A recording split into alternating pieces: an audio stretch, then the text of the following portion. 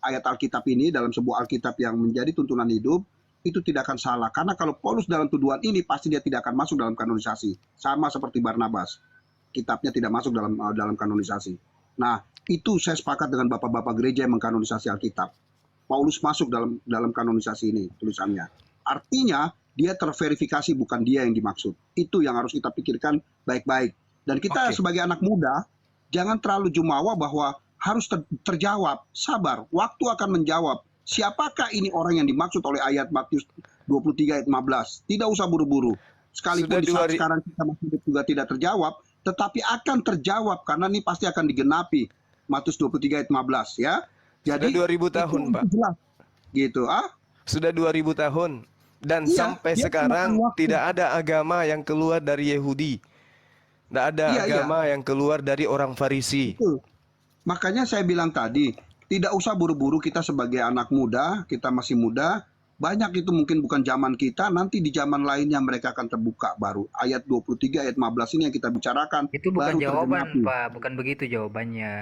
Itu bukan Terus Bapak mau jawaban apa? Saya kan tadi udah jawab. Gini, Bang Jones, kenapa Anda mencari oknum lain kalau yang menggenapi sudah ada? Siapa yang menggenapi? Paulus lah. Nah, kan? Anda belum sadar-sadar juga. Gini, Bang. Satu menit dari saya sebelum Anda tanggapi. Tadi Anda mengatakan kanonisasi.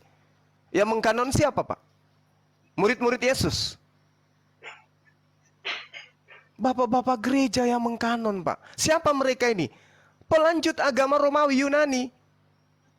Apa kepercayaan mereka sebelum Paulus mengajarkan mereka surat-surat ini? Apa pengajaran mereka orang Romawi Yunani ini? Nyembah dewa-dewa, Pak, yang nuzul menjadi manusia mati untuk dipersembahkan kepada Theos. Ketika kemudian ada pengajaran yang relevan dengan keyakinan mereka, mereka imani. Makanya Paulus mengaku dalam Galatia 2 nomor 8, beliau mengaku, aku diutus kepada non-Yahudi. Siapa yang ngutus pada non-Yahudi? Yesus katanya. Di mana Yesus memberikan legitimasi? Oh, di Kisah Para Rasul. Kisah Para Rasul ini menurut Yesus ini firman Tuhan atau bukan? Kan Yesus yang menjadi sumber. Yesus tidak pernah memberikan legitimasi kepada Lukas untuk menulis. Dia memberikan legitimasi kepada Filipus. Kalau yang dikatakan benar, justru kalau yang hadir pada saat kanonisasi, harusnya yang dikanon itu yang diloloskan pada saat muktamar tersebut, kitabnya Filipus, Pak. Karena Filipus mendapatkan panggilan jelas di dalam 1 Yohanes 48. Itu jelas itu. Di kitab saudara, jelas sekali, Yohanes 1 nomor 43, Yesus memanggil Filipus. Filipus, ikutlah denganku. Lalu di Kisah Para Rasul 8 nomor 35, Filipus berbicara dan bertolak dari nas itu. Filipus memberitakan Injil Yesus kepada mereka. Mana Injil Yesus? Minimal tulisan Filipus, minimal ajaran Filipus itu mana? Ada? Nggak ada. Yang muncul adalah tulisan-tulisan orang Farisi yang Anda aminkan. Nubuatan sudah tergenapi, Pak. Satu-satunya oknum yang kemudian mendirikan ajaran di luar daripada Bani Israel, nyeberangi lautan, menjelajahi daratan, itu hanya Paulus. Mohon maaf, saya harus uraikan gini. Paulus ahli Taurat, Filipi 3, nomor 6, nomor 7. Paulus orang Farisi, yang saya uraikan tadi, Kisah Para Rasul 23, nomor 6. Kemudian, Paulus orang munafik, 1 Korintus 9, nomor 20-21. Kepada orang Roma ngaku Roma, orang Yahudi yang ngaku Yahudi. Kemudian Paulus nyebrang lautan, Kisah Para Rasul 27. Anda baca satu perikop.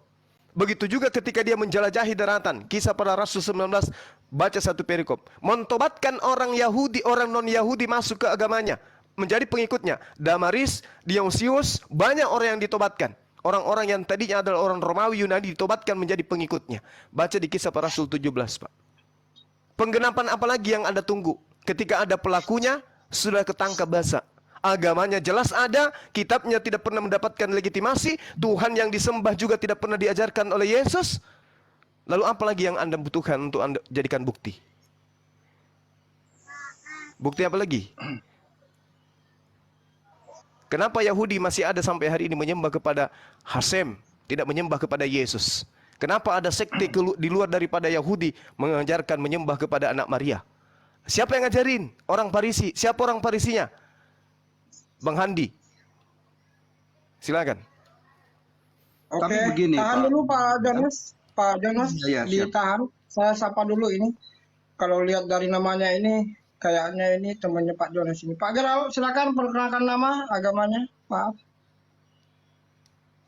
Pak Geral. Pak Geral. Ya, Bang Morgan, silakan monitor. Halo, assalamualaikum. Selamat siang. Siang. Waalaikumsalam. Agamanya apa nih, Pak Morgan? Saya agama Muslim. Oh, Muslim. Pak Geral, silakan Pak Geral. Baik. Muslim, Kristen.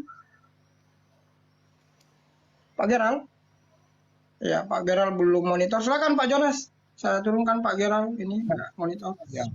Saya lanjut aja, Bang Juma. Iya, kalau dasar saya, ya itu tadi, dia masuk dalam kitab-kitab itu yang dikanonisasi, artinya dia sudah terverifikasi, Bang Juma. Itu dasar logisnya, ya kan? Nah, apakah sisi melik Anda melihat itu lagi? Itu tidak, ya saya tidak tahu. Karena kalau, dan apa namanya, tidak mungkin juga yang apa yang Anda pikirkan, Bapak-Bapak gereja beginilah, begitulah. Tidak mungkin, karena itu tanggung jawabnya besar. Bahwa itu dikanonisasi dan itu pasti otomatis dari teman-teman penginjil dulu, murid-murid Yesus pasti sudah tiada. Sebagian banyak yang tiada karena yang paling terlama cuma Yohanes. Yohanes itu ratusan tahun dia baru nggak ada. Dan dia yang bukan murid Yesus yang tidak martir memang. Nah, itu jadi mungkin Yohanes masih ketemu mungkin dengan tulisan pertama di perjanjian lama dia masih ketemu. Nah, perjanjian baru ini yang dia mungkin sudah tidak ketemu mungkin. Nah, itu jadi ya pasti kanonisasi dan segala macam itu ya orang berikutnya yang melihat semua kumpulan kitab itu dan fakta sejarah ada, dilihat kitabnya, disimpulkanlah, diformulakanlah itu kitab dan ajaran itu, karena fakta sejarahnya ada, Yesus disalibkan. Nah, ini ajarannya bagaimana bisa sampai seperti ini? Itu kan ditelaah oleh mereka. Nah, makanya logisnya saya bilang dari bapak-bapak gereja itulah yang saya harus percayai gitu. Ya, karena ini sudah fix, Alkitab itu sudah final. Dan tuduhan itu tadi yang siapa yang dituduh itu, ya menurut saya kita tidak usah terburu-buru. Dia akan makan ribuan tahun juga tidak masalah. Siapa orang yang akan tertuduh di dalam Matius 23 ayat 15 itu, yang orang Farisi yang dimaksud oleh di Matius itu. Nah, kita sabar saja, nanti juga akan terjawab. Kalau memang tidak di era kita, tidak apa-apa. Yang penting nubuatan itu sudah ada di Matius 23 ayat 15. Dia akan pasti terbuka. Karena firman Tuhan itu tidak yang tergenapi, pasti digenapi. Karena kalau Paulus yang digenapi, saya tidak ada. Karena iman Paulus itu dalam ayat Alkitab kami. Pasti saya akan, nggak tahu, saya mungkin Buddha atau Hindu, gitu. Karena Paulus ini orang yang digenapi, diurapi oleh Yesus dalam menjadi utusan. Nah, pasti dia ada dalam situ dan itu sudah dibaca oleh bapak-bapak gereja pengkanonisasinya. Itu loh dasar pemikirannya Bang Zuma. Gak usah ribet kita ngeliat dasar pemikirannya. Ya, karena dia masuk dalam kanonisasi gitu loh. Apakah bapak-bapak gereja itu salah? Wah, salah yang Anda yang berpikiran salah. Karena nggak mungkin salah itu bapak-bapak gereja. Itu kan juga orang pikir Ya tolol. udah, nggak usah framing kalau udah selesai. Nggak framing saya mendasarkan. Udah, Salah. jangan dipotong, biarkan aja dulu Pak Jonas menanggapi. Saya juga Bang Zuma kalau bernarasi nggak Sudah Pak dialog. Jonas. Ya, jadi Pak Jonas, kalau itu ya, tambahkan. Iya, saya tahu ada kiamat di bawah. Iya, di atas nih udah di pojok nih dia. Kalau ada kiamat kita tolong turunin orang Oke, kayak gini tahan dulu, tahan belum apa-apa, belum ngomong udah kencang. tolong Tahan diturunkan dulu, kiamat kiamat. lah. Kamu belum saya persilakan ngomong, kiamat. Udah Tahan kencang. dulu, Iya. kiamat. Host, Kamu hargai host di sini ya. Nanti saya Enggak. kiamat. Ntar. Menghujat Kiamat kita saya host di sini, saya netral. Saya Muslim, saya netral. Kita sementara berdialog. Ini kita sudah masuk ke sesi debat. Tadi kita sudah menyelesaikan prolog, masing-masing pihak sudah menyampaikan, saling menanggapi. Sekarang kita masuk ke sesi debat. Kiamat Ya, jadi dipersilakan ya, menyimak dulu aturan Stop aja diskusi. kita. Saya Tidak boleh ada tanggapin yang keluar tadi kata-kata nggak? Bajon diam dulu, pembelaan Bajon diam pribadi, dulu, apalagi Bajon. menistakan agama. Kalau ada yang menistakan agama atau menyerang pribadi, host langsung mengeluarkan dari komat. Oh, Jadi, ya, mantap kiamat itu. menyimak dulu. Sekarang kita berikan Saya boleh kesempatan pihak Muslim. tanggapin Cuma- pelintiran Kipli yang tadi nggak? Saya mau tanggapin itu. Sabar dulu, sabar dulu, kiamat. Kiamat suruh diam. Sabar diam. dulu. Ini Nggak bukan boleh ngomong bukan ya. jum- Makanya gue bilang kalau ada baci pasti nggak normal. Makanya pasti nggak kan? Padahal yang banci Alur bukan kita aku loh. diatur sama Bang Aku Jimo, bisa kasih kiamat. Muhammad itu Kan banci loh. turunkan kalau Kasih kamu bukti-bukti. nggak mau lihat turunkan aja Bang Haji. Kan kalian yang Turunkan Bentar. langsung. Aman kan?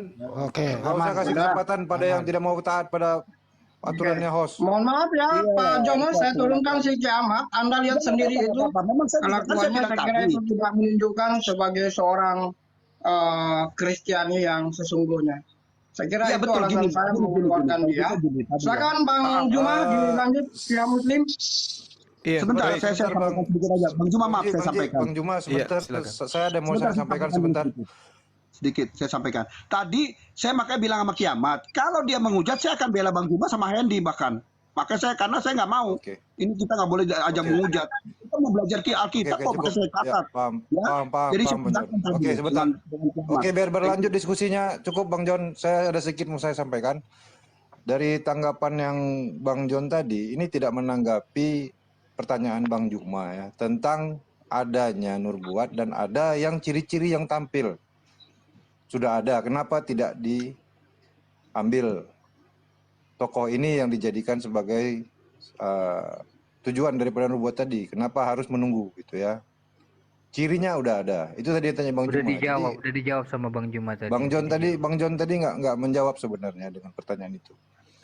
Oke, kita TikTok ya. Tadi sebenarnya saya sudah jawab panjang lebar bahkan. Siapalah saya untuk menyatakan di Alkitab itu ini salah, ini siapa saya gitu loh. Nah, ini sudah diformulasikan di Alkitab. Kamu mau berharap saya berjawab Paulus? Tidak akan saya jawab itu sama sekali. Iman saya menyatakan tidak. Saya tidak akan menyatakan itu Paulus. Karena Paulus adalah orang yang diurapi dalam firman Tuhan. Itu ya. Oke, tapi ya cukup Bang John, udah paham. Udah cukup Ya. Bang John, paham. Jawab, Masalahnya sebentar Bang John. Jawab itu. Ya, oke sebentar Bang John paham. Maksudnya gini, ciri yang ditampilkan tadi sudah dijelaskan.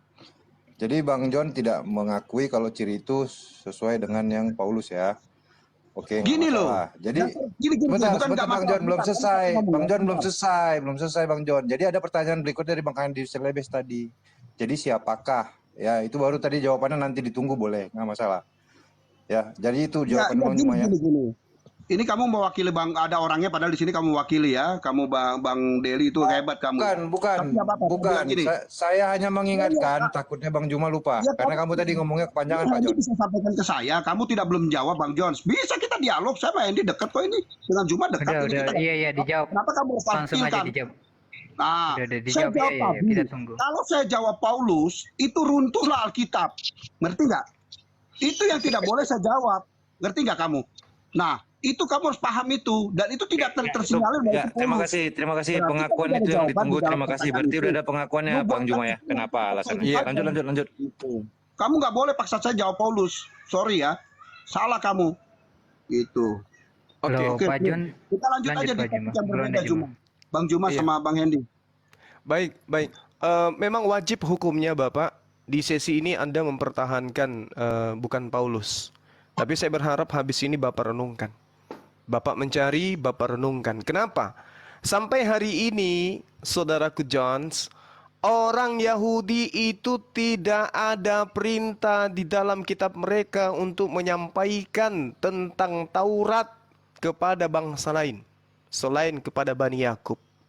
Jadi jangan bermimpi. Apatah lagi orang Farisi sudah punah, Pak. Orang Farisi mana lagi yang Anda tunggu?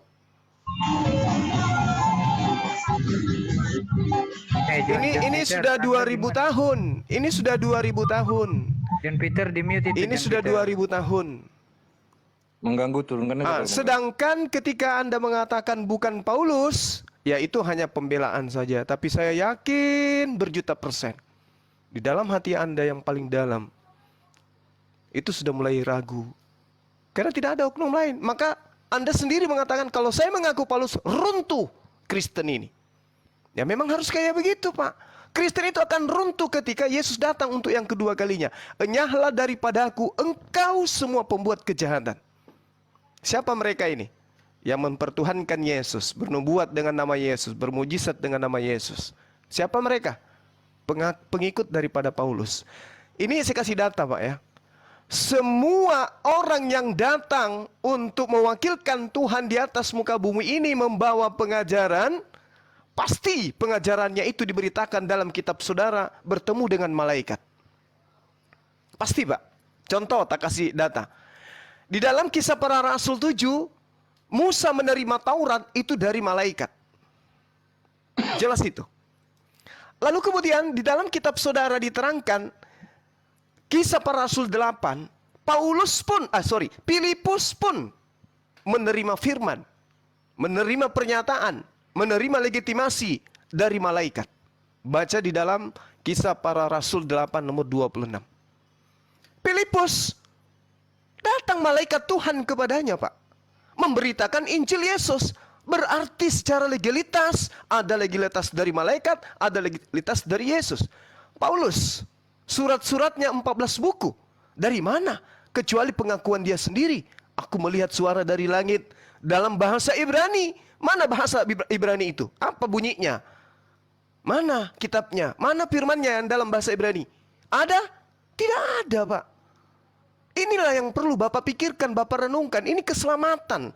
Kekal Pak di neraka. Kalau ini tidak bisa Anda buktikan. Apalagi di dalam kitab saudara diterangkan bagaimana kemudian 1 Tawarik 21 datang kepada Daud malaikat kepada dia. Yeremia datang malaikat kepada dia. Yesaya datang malaikat kepada dia. Yesus pun datang malaikat kepada dia. Paulus malaikat apa yang datang kepada dia? Lukas malaikat mana yang datang kepada Lukas? Matius malaikat mana yang datang kepada Matius? Yohanes malaikat mana yang datang kepada Yohanes penulis kitab saudara? Markus malaikat mana yang datang? Kok bisa nulis buku setebal itu Pak? Sedangkan Yesus yang nyata-nyata diberi kekuatan masih juga berkata, aku tidak berkata-kata dari diriku sendiri. Lah ini penulis kitab saudara kok nggak pernah ketemu malaikat tapi kitabnya setebal itu. Habis itu muatannya mengajarkan mempersembahkan manusia kepada Theos. Muatannya mengajarkan mempertuhankan anak manusia. Coba, muatannya membatalkan ketetapan dan hukum-hukum Tuhan yang datang kepada para nabi. Coba. Maka tidak salah kalau kita katakan Yesus menubuatkan. Yang menggenapi adalah Paulus. Paulus memiliki pengikut. Pengikutnya dikatakan bahwa pengikut orang Farisi disebut sebagai Kristen. Di dalam pengajaran orang Yahudi Pak, kalau Anda lihat di dalam kitab Anda sendiri, jelas sekali dikatakan, telah nyata kepada kami bahwa Paulus ini adalah penyakit sampar, seorang yang menimbulkan kekacauan di antara semua orang Yahudi di seluruh dunia yang beradab, dan bahwa Paulus ini adalah tokoh dari sekte orang Nasrani. Kurang apa lagi? Orang seangkatannya mengakui dialah sekte itu. Pauluslah sekte itu. Paulus juga mengakui dirinya sebagai orang Farisi. Udah sempurna itu Pak. Sekarang hanya ada dua. Bapak mau mempertahankan iman buta atau Bapak renungkan apa yang kita diskusikan hari ini. Ya, keselamatan Anda terletak dari Anda sendiri. Silakan. Oke, silakan Pak Jonas ditanggapi.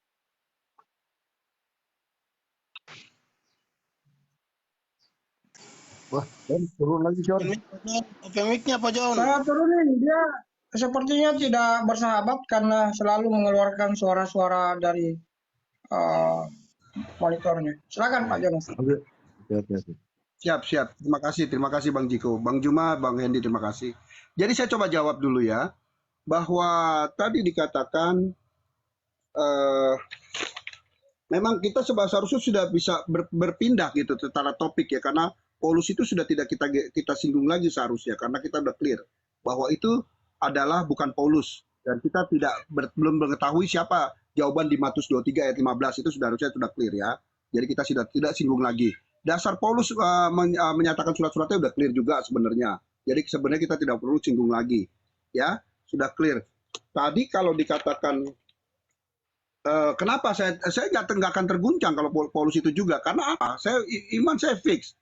Bila kamu tidak mengakui akulah dia, maka matilah kamu akan dosamu. Yohanes 8 ayat 24. Itu saya pegang mati ya. Itu jelas. Kamu tidak percaya bahwa akulah dia, kamu akan mati dalam dosamu. Saya tidak mau mati. Ya, jadi saya pegang percis itu ayat itu sampai mati. Karena itulah ayat pegangan saya, disclaimer Yesus dengan keselamatan saya. Nah, itu yang saya harus pegang. Jadi saya clear bahwa Yesus itu membawa jalan keselamatan dan penebusan dosa saya. Nah, itu menurut saya yang kalau nanti yang soal tadi saya lihat di sini kekristenan, tidak ada kekristenan di luar Yahudi. Iya betul, memang kekristenan itu ada di dalam Yahudi. Musa bertemu dengan malaikat segala macam. Itu ada Musa juga bertemu dengan Allah itu sendiri. Kalau kita mengarah ke perjanjian lama, perjanjian lama itu banyak Allah berdialog langsung dengan orang utusannya. Dalam hal ini Musa, Nuh dan segala macam, Yesaya, nabi-nabinya itu sekali Allah bertemu langsung dengan mereka. Jarang mereka juga bertemu dengan malaikatnya. Ada, tetapi ketika perkelahian Daniel kalau tidak salah ya, dengan itu dengan malaikatnya, ya itu dia. Jadi di zaman perjanjian lama itu banyak malah Allah bertemu dengan manusianya, umatnya langsung sebenarnya kalau dipahami ya. Nah kalau di perjanjian baru sudah tidak, karena di sana ada Yesus. Jadi perwakilan langsung tangan Yesus di sana yang akan menyelesaikan semua permasalahan di dunia, yang dia ada di sana. Nah setelah itu tadi apakah pengajaran Yesus itu hanya untuk keyahudian saja? Salah. Karena amanat agung itu Yesus yang sampaikan jelas. Jadikanlah seluruh bangsa muridku dan baptislah. Itu ketentuan dan syarat yang berlaku, dan baptislah. Jadi kamulah dapat keselamatan itu. Saya sudah dibaptis. Tadi Pak Jiko sudah bilang haji di depan. Saya ternyata di tengah. Itu nama baptisan saya. Hak di tengah ya. Nah itulah saya sudah dibaptis. Nah itu Yesus itu yang syarat ketentuan berlaku keselamatan itu. Karena Anda harus dibaptis dalam nama Yesus, dalam nama Bapa, Anak dan Roh. Itu. Nah, jadi kalau dibilang kekristenan itu hanya tidak di luar Yahudi, salah. Karena amanat agung itu menyatakan bahwa itu di luar Yahudi yang harus diselamatkan, karena seluruh bangsa itu amanat agung buat kami. Nah, itulah yang harus dipegang dengan semua umat Kristen sebagai amanat agung itu ya. Jadi memang kekristenan ini untuk seluruh bangsa, bukan Yahudi saja. Gitu loh. Nah, Musa tadi udah saya jawab, KSP 26 bertemu malaikat. Ya, memang ada malaikat juga memang bertemu ya, semua juga sama, ada yang bertemu malaikat, ada yang bertemu Yesus langsung. Kayak Rasul Paulus, dia bertemu Yesus dalam bentuk cahaya dan suara. Itu betul. Ayatnya sudah jelas menyatakan seperti itu. Ya, jadi memang Yesus ada yang bertampak lewat Yesus langsung Allah, dan ada yang lewat malaikat-malaikatnya Bang Zuma. Jadi tidak bisa dipersalahkan itu. Karena memang ada yang lewat malaikat. Tapi apa itu sebuah walaupun lewat malaikat, apa itu kebenaran dan tidak? Kebenaran adanya, karena malaikat ini adalah utusan Allah. Lalu siapa yang kamu mempercayai lagi? Kalau bukan Allah, ya iblis. Yang kamu percayakan tidak mungkin gitu. Nah inilah bertemu malaikat. Apakah itu kebenaran? Kebenaran. Dia menyampaikan lewat bagian dari Allah itu sendiri, malaikat ya. Begitu saya kira. Saya kira saya sampaikan itu dulu sambil menunggu Kristen yang lain yang bisa bantu saya nanti untuk dialog juga. Bukan saya minta bantuan, tapi artinya biar seru lah ya, biar enakan kalau ada Kristen lagi pandang lain itu lebih seru. Gitu. Silakan Pak Jonas dipantau di bawah, siapa tahu ada yang direkomendasikan naik. Nanti Pak Jonas sampaikan. Silakan pihak Muslim. Ya saya dong dikit 1 menit boleh ya? Banyak izin Lanjut, ya. lanjut. Ya. Jadi jawaban jujurnya sebenarnya kalau mau menjawab 23:15 itu, siapa yang 2 kali lebih jahat yang menyeberang lautan mentobatkan 1 orang, itu jawaban jujurnya sebenarnya ada di Kisah Para Rasul itu. Anda boleh membaca Kisah 27:1, yaitu Paulus lah yang menyeberangi lautan ke Roma. Terus kemudian Anda boleh baca Kisah 11:26. Di sanalah Antiokhia pertama kali disebut orang Kristen. Terus Anda boleh baca Kisah 13 atau sampai 4-13. Disitulah Paulus bersama Barnabas begitu ke Antiokhia. Di sanalah pertama kali disebut orang Kristen. Ya pengembangan Kristen itu ya dibawakan oleh Paulus itu mulai dari Antiokhia. Di Antiokhia itu di mana sih? Di sebelah selatan Turki sana. Kemudian mengarah ke daratan Roma kan begitu. Sebenarnya ini mudah untuk dijawab sepanjang kita mau jujur. Tapi kalau jujur adalah alangkah tergoresnya hati ini gitu loh. Karena mantan nabi ini gitu ya. Mantan nabi ini dieluk-elukkan sudah bertobat. Gitu ya. Jadi itu sebenarnya intinya di sana. Karena kalau sudah orang mantan nabi divonis 2 tahun oleh sidang Felix kemudian diangkat menjadi rasul, ini sebenarnya kontradiksi dalam hati. Karena nggak mungkin lah mantan nabi mau dijadikan tokoh dan memenuhi Bible itu sendiri. Tulisannya dikatakan kitab suci. Itu sih jawaban sederhana dari saya. Semoga kedepannya mari kita jujur saja, nggak usah. Anda jujur tetap konsisten, Anda masih Kristen kok. Jujur itu memang pahit, tapi harga diri dan identitas diri itu perlu. Itu dari saya. Thank you. Ya, terima kasih Pak Hendi, Bang Hendi. Jadi ya itu tadi saya sampaikan bahwa di situ tidak mengarah pada Paulus, walaupun Anda pakai KSP 25 tadi, bisa para rasul 25, itu tetap tidak mengarah pada Paulus karena bukan Paulus yang dimaksud di sana. Nah, jawaban itu memang masih misteri. Matius 23 ayat 15. Ya, nanti kita lihat saja apakah kita masih bisa menyaksikan apakah itu dia yang dimaksud di depan mata kita atau nanti setelah mata kita sudah tiada. Tapi tidak apa-apa. Ini pasti Matius 23:15 akan digenapi. Gitu loh. Dan itu bukan di jawaban Paulus. Kita tidak usah terburu-buru bahwa itu Paulus yang menjadi titik beban di dalam Matius 23:15. Salah menurut saya. Karena di Alkitab itu tidak menyatakan Paulus di situ. Ya, walaupun Anda bilang KSP 25 tadi. Ya, para rasul tadi tidak. Jadi tidak seperti itu, Bang Yendi. Itu kami imani ya, saya imani betul tidak seperti itu. Nah, ini pasti ada seseorang yang memang dituju, tetapi bukan di dalam tokoh-tokoh di Alkitab. Karena kalau tidak mungkin dia masuk dalam tokoh Alkitab sementara dia sendiri yang dituduh. Itu tidak mungkin, tidak logis. Apakah bapak-bapak gereja itu lebih pintar kita? Kan tidak mungkin. Apa kita lebih pintar dari bapak-bapak gereja itu maksudnya? Tidak mungkin gitu loh. Bapak gereja juga tahu ini kenapa dikanonisasi mati. Itu dasarnya, Pak. Jadi jelas ini bahwa ini bukan Paulus yang dimaksudkan. Itu satu saya harus jelaskan.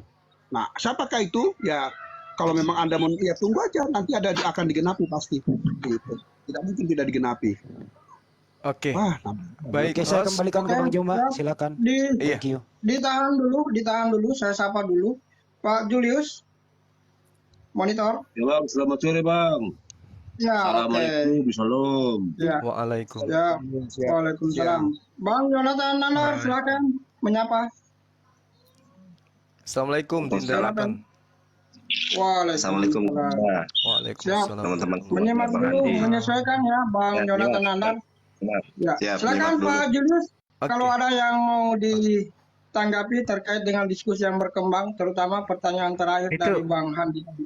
Silakan Pak Bang Julius. Ju, Pak Julius ini dari Tadi saya Kristen. belum dengar bang. Cuma ya lanjut ke Bang Juma Memanglah. aja dulu Pak. Ini kan dia Kita baru. ini dia bisa baru cari Biar aja dulu. kesalahan, Bukan, Pak. dia udah menyimak dari Begitu, bawah tadi. bang. Silakan dulu. Jadi Oke. begini bang. Oke, silakan. Ya, Kalau mau jujur ya, kita mau jujur nih. ya. Kalau mau jujur, tetap perlu 2 saksi bang. Jadi Kristen itu punya kitab 2, Perjanjian Lama dan Baru.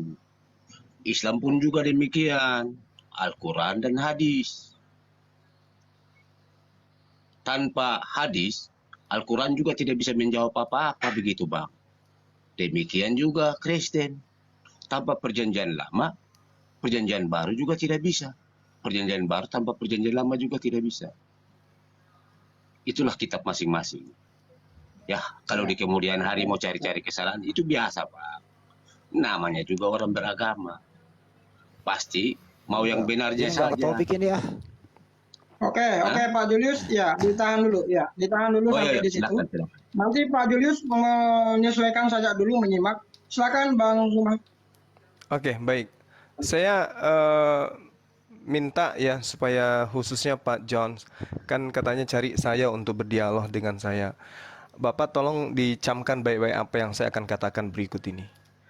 Jadi kalau Bapak ini, saudara saya ini mengatakan bahwasanya kita belum bisa kemudian mengatakan ini siapa karena bukan Paulus, tetapi kita tunggu aja. Saudaraku, camkan baik-baik. Matius 23. Di situ Yesus berbicara kepada murid-muridnya, Bani Israel. Dari data nomor 1 dari Matius 23 sampai data 35, itu adalah gambaran yang harus murid-murid Yesus rasakan. Yang harus murid-murid Yesus angkatan yang bersama dengannya itu lihat. Apa pembuktiannya? Baca satu perikop, finalnya ada di data nomor 36-nya, Pak. Baca Bible sekarang. Untuk membuktikan bahwa itu adalah Paulus, baca nomor 36-nya. Aku berkata kepadamu, sesungguhnya semua ini akan ditanggung angkatan ini. Genea dalam bahasa Yunani. Genea itu artinya keturunan, saman, atau angkatan. Itu jelas itu, Pak. Angkatan ini akan semua. Angkatan ini akan menanggung ini semua. Jadi dalam bahasa Yunaninya itu heko. Heko itu artinya tiba pada masa itu, ditanggung, dialami, dirasakan, dilihat. Maka dikatakan angkatan di situ adalah genea. Genea itu saman ini gitu. Dikatakan adanya penambahan kata hautos, artinya saman di mana Yesus itu bicara pada saat itu. Jadi tentang orang Farisi nyebrang meninggalkan tanah Yerusalem, kemudian mentobatkan orang masuk menjadi pengikutnya, itu terjadi di zaman angkatan Yesus. Baca Matius 23 nomor 36, Pak. Tolong lunakkan hati Bapak, ya, mumpung kita masih bisa dialog. Lunakkan hati Bapak. Aku berkata kepadamu, sesungguhnya semua ini akan ditanggung angkatan ini. Itu jelas. Kalau Bapak masih kurang, saya tambah datanya. Di Lukas 21 ketika Bapak mengatakan Yesus itu adalah Tuhan, kalaupun itu adalah Paulus, yang jelas aku tidak salah karena aku telah menyembah Yesus. Karena Yesus mengatakan, akulah dia. Nih saya kasih data, Pak. Lukas 21, mumpung Bapak punya Bible. Buka Biblenya sekarang, Lukas 21 nomor 8. Jawab Yesus kepada murid-muridnya, Bani Israel, bukan Romawi Yunani, Bani Israel, belum terangkat Yesus. Apa kata Yesus? Waspadalah, muridnya bertanya begini, Guru, kapankah ini semua terjadi? Kapan ini terjadi? Ya, dan apa tandanya kalau ini akan terjadi? Apa kata Yesus? Waspadalah supaya kamu jangan disesatkan sebab banyak orang yang datang dengan memakai namaku dan berkata, akulah dia. Siapa yang mengatakan Yesus itu dia? Dia sama dengan Theos, Tuhan. Siapa? Paulus, Pak. Makanya Anda mengatakan akulah dia. Padahal yang dimaksud Yesus akulah dia di dalam kitab Yohanes itu bukan dia Tuhan. Dia anak Yusuf si tukang kayu. Dia anak Maria. Dia yang menyembuhkan orang buta itu. Dia yang membangkitkan Lazarus. Dia yang membuat orang lumpuh itu berjalan. Siapakah dia? Siapakah dia itu? Dia yang mengobati orang sakit-sakit tersebut. Bukan siapa dia, dialah Hasem. Sementara Paulus datang mengajarkan Yesus itulah Tuhan. Makanya Yesus mengatakan, waspadalah supaya kamu jangan disesatkan sebab banyak orang akan datang dengan memakai namaku. Nah, Paulus datang sampai ke Roma, sampai ke Damsyik, sampai ke Kiliki. Itu membawa nama siapa? Nama Yesus, Pak, yang dibawa kemana-mana. Aku utusan Yesus, aku utusan Yesus, aku utusan Yesus, aku utusan Yesus. Waspadalah supaya kamu jangan disesatkan. Sebab banyak orang yang datang dengan memakai namaku. Memakai artinya menggunakan. Menjual namaku kemana-mana. Dia mengajarkan bahwa akulah dia. Dan saatnya sudah dekat, janganlah kamu mengikuti mereka. Makanya orang Yahudi sampai hari ini tidak mengikuti Paulus. Makanya Yahudi, Kristen. Nah kemudian coba Anda lihat di data nomor 12 dan di Lukas 21. Apa yang Yesus katakan? Tetapi sebelum orang itu datang mengaku bahwa aku adalah Tuhan. Sebelum orang itu datang membawa-bawa namaku kemana-mana. Yesus mengatakan, sebelum itu semua terjadi, kamu akan ditangkap. Sebelum orang Farisi itu nyebrang lautan, menjelajahi daratan, mentobatkan orang di luar Yahudi menjadi pengikut agamanya, menjadi orang neraka. Terlebih dahulu kamu ditangkap, kamu dianiaya, kamu diserahkan ke rumah-rumah ibadah, kamu dipenjara dan dihadapkan kepada raja-raja dan penguasa-penguasa oleh karena namaku. Pertanyaannya, siapa yang menangkap, siapa yang memenjarakan, siapa yang mensesah pengikut-pengikut Yesus? Siapa? dan siapa? Lunakkan hati Bapak. Anda mengatakan tadi, bagaimanapun juga, aku tetap menuhankan Yesus. Karena dia mengatakan, akulah dia. Inilah bukti penggenapannya. Pengikut Paulus 2 kali lebih jahat daripada Paulus. Sejahat-jahatnya Paulus, Paulus tidak pernah mempertuhankan anak Maria. Tapi orang yang bertobat mengaku sebagai pengikutnya yang mengangkat dia menjadi rasul, jelas-jelas 2 kali lebih jahat dari Paulus. Apa itu? Mempertuhankan anak Maria. Mau cari siapa lagi yang kita mau cari nih? Apalagi alasan Bapak? Oh itu nanti kita tunggu aja, kan belum selesai Pak. Semua ini akan ditanggung oleh angkatan ini. Jadi jangan cari oknum lain selain dari Paulus. Saya kira gitu teman-teman, terutama host, karena di sini sudah mau zuhur, asar. Saya juga ada kegiatan untuk ke gunung. Semoga apa yang disajikan pada sore hari ini bisa menjadi edukasi kepada kita semua. Silakan. Oke. Terima kasih Luar Bang biasa. Zuma. Terima kasih banyak Bang Zuma. Sebelum turun saya Baik saudaraku, abangku. mengucapkan Makasih. terima kasih banyak atas waktu dan atensinya Iya, mau sama-sama Bang. singgah di channel saya. Baik. Bang Handi dan Dinda Yonatan dan teman saya Bang Palopo, apologet muda. Bang Jones, terima kasih ya teman-teman. Ya. Semua yang ada di bawah juga terima kasih Pak Jones. Nanti kalau kita mau Terima kasih. diskusi lagi, kita jumpa lagi Ya, Pak ya. ya. Iya, Iya, baik. ini jadi PR Oke. kita Terima ya. kasih Oke, semuanya. terima kasih. Salam satu Oh, Tuhan, mari, salam mari. tauhid. Assalamualaikum Salam. warahmatullahi wabarakatuh. Waalaikumsalam warahmatullahi wabarakatuh. Warahmatullahi. Oke, Silakan nanti Pak Jonas. lanjutkan Ya. sama Pak Handi ya, Pak Handi sama Pak Junat. Iya, ada Pak Handi, ada Bang Yonatan, ada apologet muda Bang Palopo. Ya, silakan Pak Jonas. Ya, jadi memang yang disampaikan tadi memang kita tidak bisa paksakan memang ya, bahwa itu tetap apa yang saya bilang tadi, bahwa Paulus itu adalah orang yang diurapi dalam penginjilannya, jadi tidak bisa disangkakan ke dia. Karena memang itu akan butuh waktu untuk nanti penyampaian itu pasti akan tergenapi. Tidak mungkin tidak. Matius 23 ayat 15 itu pasti tergenapi. Bahwa apakah itu menuju pada Paulus, itu kita tidak bisa melihat. Tadi Lukas 1 ayat Lukas yang tadi dibawakan, Lukas 21 juga ingin menyatakan seperti itu, tapi sebenarnya itu runtuhnya bait Allah di sana, perikop di atasnya lagi. Nah, baru di bawahnya adalah penderitaan. Yesus mau menyampaikan di situ bahwa itulah awal penderitaan lagi nanti. Nah, itu bukan berarti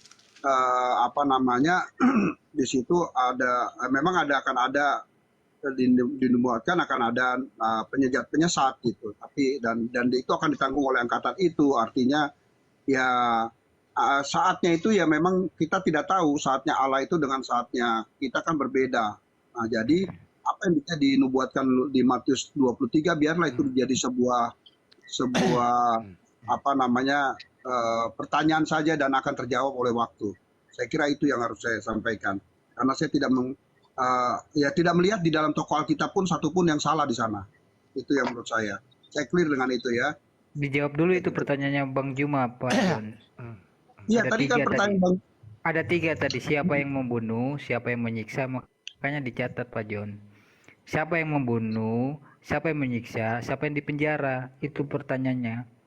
Iya, itu kan jelas itu mengarah pada Paulus kan sebenarnya. Karena kan Paulus yang waktu saat di Saulus dia jadi dia pengejar kan, memang dia pembunuhnya. Orang Kristennya kan dia yang bunuh. Makanya Yesus menampakkan diri ketika dia dipanggil, diutus oleh Yesus, dia kan langsung menyatakan,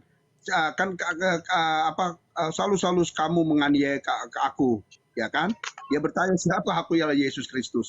Nah itulah makanya kenapa Yesus juga menyatakan kamu menganiaya aku, karena umat Kristen itu adalah tubuhnya, Yesus itulah kepala.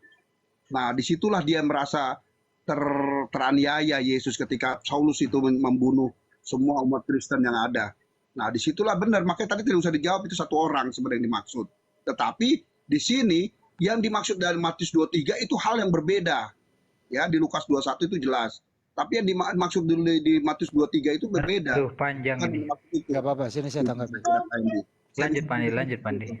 Jadi waktu yang menjawab nanti Pak Endi. Gini Bro John, izin ya. Sebelum ke Pak Jelius, izin Bang. Sebenarnya sih kan tadi dari awal saya beritahu sama Pak John. Kalau Anda menunggu 1 miliar tahun lagi, ya nggak mungkin lah. Anda kan nggak harus menikmati hari ini gitu loh. Anda harus menjadi corong bagaimana mengedukasi apa namanya, generasi berikutnya begitu. Janganlah menimpahkan persoalan ini ke generasi Kristen berikutnya. Anda kan ini semua udah dewasa, saya paham Anda banyak belajar Bible begitu. Nah untuk itu ya kejujuran saja yang menjawabnya dengan landasan Anda membaca kisah-kisah yang ditulis oleh Paulus, yang ditulis oleh Lukas, kan begitu. Jadi jangan memberikan beban kepada generasi berikutnya, kasihan dia nanti. Dan kalau ingin Bapak ya sedikit memberi edukasi kepada sekolah-sekolah minggu, masukkanlah di sana ilmunya, kejujurannya di sana begitu. Ciri-cirinya sangat jelas kok. Bagaimana Saulus ini ya ke Antiokhia menyeberang lautan dan terusnya banyak menulis tentang Roma, Efesius dan lain-lain, kan begitu. Kita bisa saja baca bagaimana Roma 14:9 identik sekali dengan ajaran Paulus itu. Setelah dia nyebrang itu berkolaborasi, ya menyesuaikan tulisan-tulisannya dengan ajaran pagan. Sangat jelas kok Pak. Kita baca saja Roma 14:9. Yesus mati menjadi Tuhan. Kisah 2:36, Yesus mati menjadi Tuhan. Itu loh Pak. Dengan apa mati di sana itu? Darah dan daging sebagai penebus dosa. Ini tidak pernah diajarkan oleh Yeshua Mesia. Tidak pernah dikenal oleh tradisi-tradisi Yudaisme hal beginian. Ini bersumber dari Roma. Ini siapa ini orangnya? Itu loh Pak. Yang paling di sini yang Bapak harus jujur mengatakan bahwa Yesus dan Paulus tidak pernah bertemu hidup sejaman. Makanya ajarannya itu kontradiksi. Satu, tidak boleh dihapus hukum Taurat satu-satunya atau satu titik saja. Efesius 2:15 berkata, dihapus semuanya dengan matinya dia. Jadi titik konsentrasi ajaran Paulus adalah harus ada yang disalib, harus ada yang mati, menebus dosa manusia. Ini ajaran tidak dikenal ajaran para nabi sebelumnya. Ini bukan ajaran bersumber dari tanah lahir Yeshua Mesia. Ini bersumber dari ajaran barat, yaitu Roma yang diseberangi oleh Paulus. Kan Paulus memang tujuannya untuk mentobatkan. Nah kalau nggak ditulis namanya di Matius 23:15, mari kita berpikir jernih gitu loh. Tidak usah kita sakit hati, jujur. Kenapa? Kejujuran itu tidak mengurangi nilai Kristen Anda. Justru saya bangga kalau saudara saya Kristen ini jujur. Saya bangga menjadi Anda sebagai orang Kristen yang jujur. Itu saja sih Pak. Nggak perlu nunggu 5.000 1 miliar tahun lagi gitu loh. Itu Pak John, terima kasih. Jadi ini kejujuran saya Pak Endi ya. Di Alkitab itu tidak pernah menyatakan siapa tokoh yang dimaksud. Itu kejujurannya. Jadi sehingga memang Anda wajib nunggu. Dan waktu Anda bukan waktu Tuhan. Itu satu Hendi yang harus, Pak Hendi, Bang Hendi yang harus Anda pahami ya. Jadi dia tidak akan membebani ke generasi berikutnya. Ya itu baik generasi per generasi Anda akan lihat semua kebenaran itu.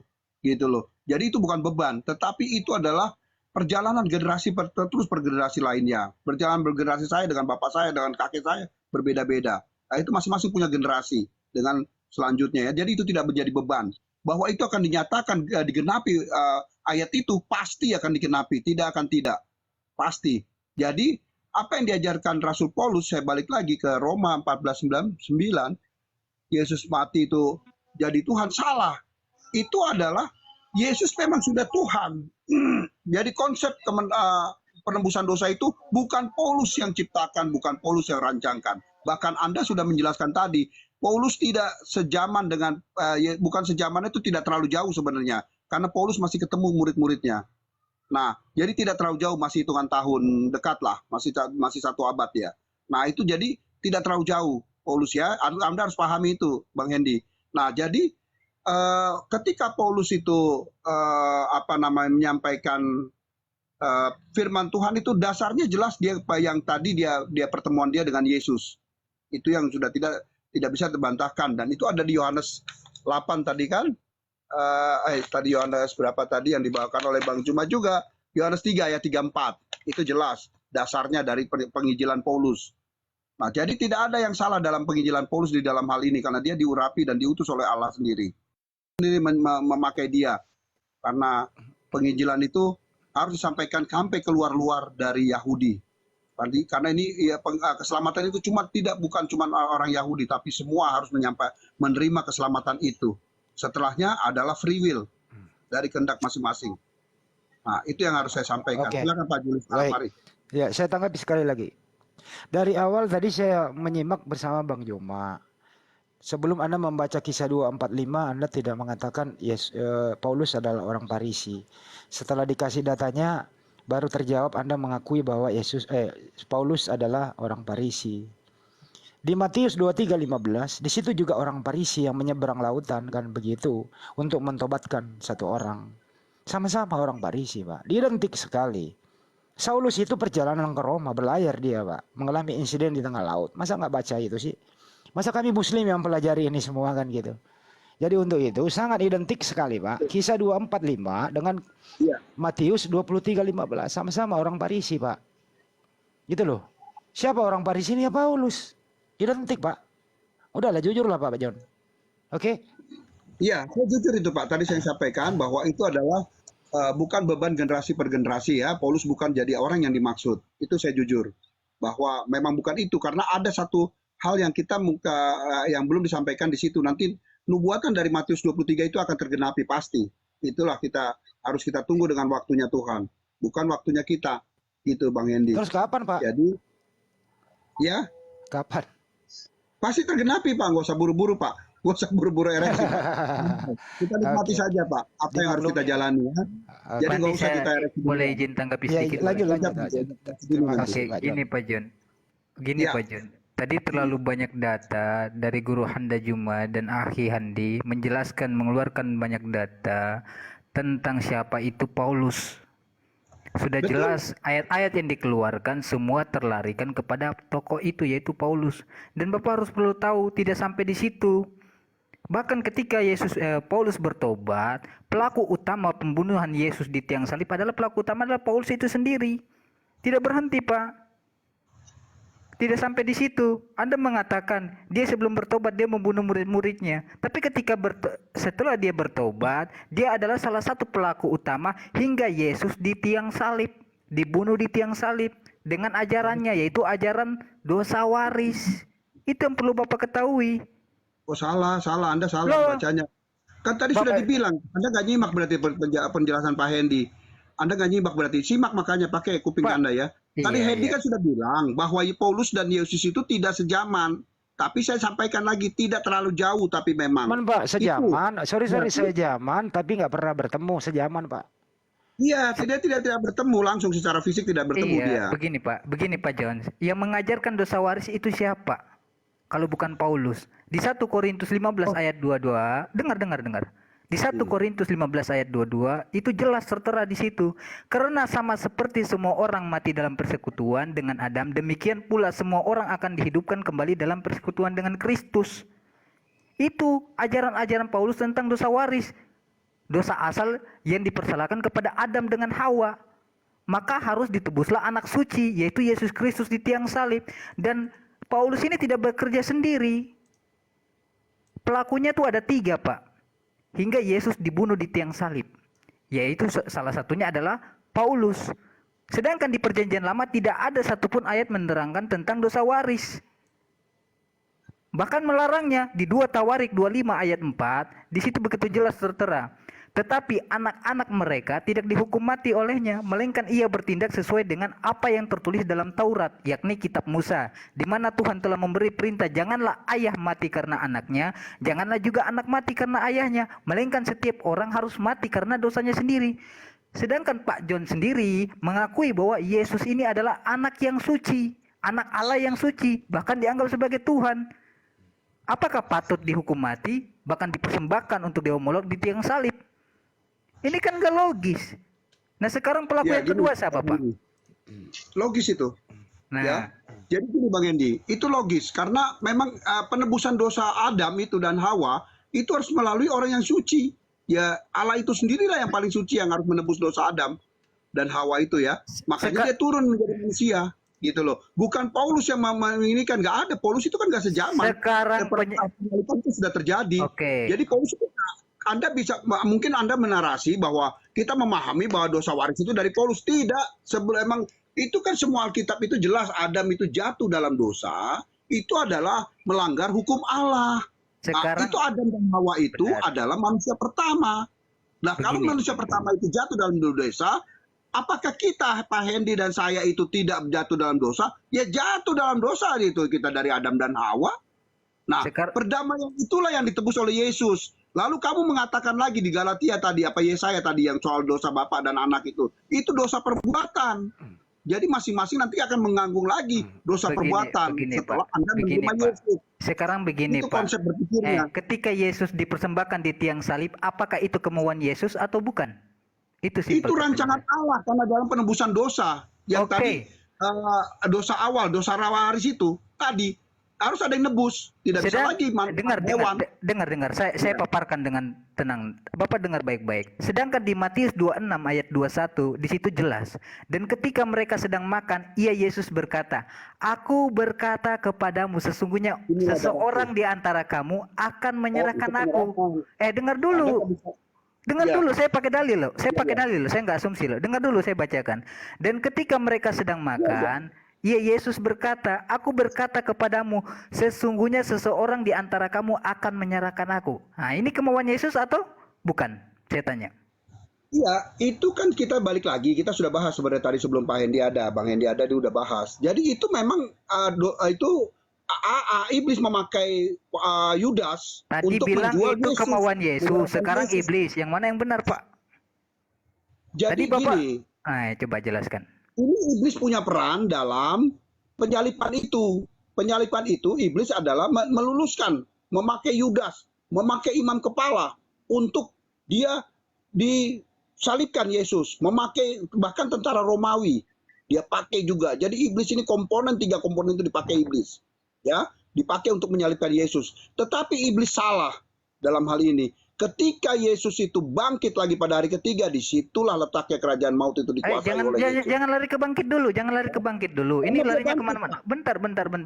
Bapak tadi sudah mengatakan itu kerja iblis. Bapak sudah mengakui. Berarti dengar. Iblis ada bagian di sana, bukan kerja iblis. Oke, saya setuju dengan Anda. Oke, Anda mengatakan iblis ambil bagian di sana sesuai dengan tertera di Matius 26 ayat 21. Ya, saya sudah tahu itu ya. Berarti penyalipan Yesus di tiang salib bukan murni atas kehendak Yesus, tapi kehendak iblis. Oke? Kita sepakat? Murni, Pak. Loh, gimana murni sedangkan Anda campur adukan penyalipan Yesus itu diambil alih oleh iblis. Bagaimana Anda mau campur adukan mengatakan itu murni dari kehendak Allah? Iya, karena itu kan kedatangan Yesus itu ada tujuan. Bapak, untuk apa saya tengahi. Lanjut. Ya. Pak John, saya tengahi. Begini Pak John. Oh, ini Pak Hendy ya, ini maka suaranya tadi saya bilang Pak Hendy. Iya, saya tengahi Pak Jones. Jadi gini ya. Tidak ada ajaran di Perjanjian yang Lama atau Kitab Musa, begitu ya, yang ajaran dari Sang Pencipta itu membunuh atau menyalib orang yang tidak bersalah. Tidak ada. Betul. Oke. Kita tahu Yesua Mesias itu tidak bersalah. Kan gitu ya. Jadi sekali lagi, tidak ada hubungan antara Sang Pencipta dengan salib. Yang Anda katakan nubuatan atau kehendak Sang Pencipta, enggak. Sang Pencipta alam semesta waktu itu yang diberi firman kepada Nabi Musa, itu tidak ada ajaran untuk mengeksekusi atau membunuh orang yang tidak bersalah. Yang dibiarkan di sana adalah orang-orang yang bersalah kemudian dihukum seperti itu. Kalau kita mau sebentar Bang, terakhir. Sebentar Bang, kalau kita mau tarik benang merahnya, sebentar Pak John. Kalau kita mau tarik benang merahnya, yang disalib itu adalah orang yang terkutuk, orang yang bersalah.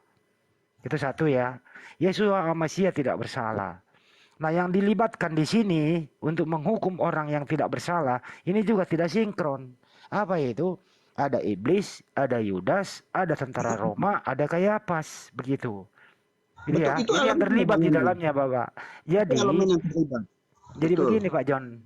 Begini Pak John, tidak ada korelasi ya antara firman Tuhan atau wahyu yang diajarkan kepada nabi dengan Yesus mati di tiang salib. Ini ajaran bersumber dari pagan Yunani, Pak. Ya, ini ajaran bersumber dari pagan Yunani yang harus pagan Yunani ini dengan darah dan daging sebagai penebus dosa. Ajaran kayak beginian tidak dikenal di zaman dulu. Kecuali Anda mau alihkan kepada penyembahan dewa-dewa ke dewa Molok. Ini baru sinkron. Oke, jadi jangan memfitnah Tuhan di sini, Pak. Jangan memfitnah Tuhan, jangan memfitnah Sang Pencipta. Kalau Sang Pencipta menghendaki Yesus mati di tiang salib, nggak bagus. Ini dosa sangat besar, Pak John. Terima kasih. Enggak besar. Memang itu begitu, bukan dosa, malah kita diberkati. Jadi begini, apakah di perjanjian lama itu tidak ada penyembahan pengampunan dosa lewat anak binatang, lembu jantan itu untuk disembelihkan seperti Abraham memberi persembahannya? Bukan begitu? Ya kan? Ada. Jadi Anda jangan menisbikan itu. Binatang Itu juga ada, udah masuk Pak, dalam tapi darah manusia nggak ada. darah manusia itu nanti kaitannya kepada dosa awal tadi, kejatuhan Adam. Ya, itu yang menyucikan dan sekaligus yang Udah dijelaskan dari dosa tadi, nggak ngerti-ngerti. dari hewan itu Sholat. tidak diperlukan lagi karena sudah digenapi oleh Yesus. Nah, satu hal yang yang dosa awal itu adalah kejatuhan Adam dalam dosa itu adalah dosa awal manusia. Itu yang harus diperdamaikan karena dia jelas dijatuhkan ke dunia. Dia di Taman Itu yang Eden. mengajarkan dosa Adam siapa, Pak? Itu siapa? Apakah Yesus mengajarkan Ada itu? Pak. Di Alkitab itu tertulis, Pak, dosa Adam. Iya, dosa. itu yang mengajarkan tadi saya sudah katakan, yaitu Paulus.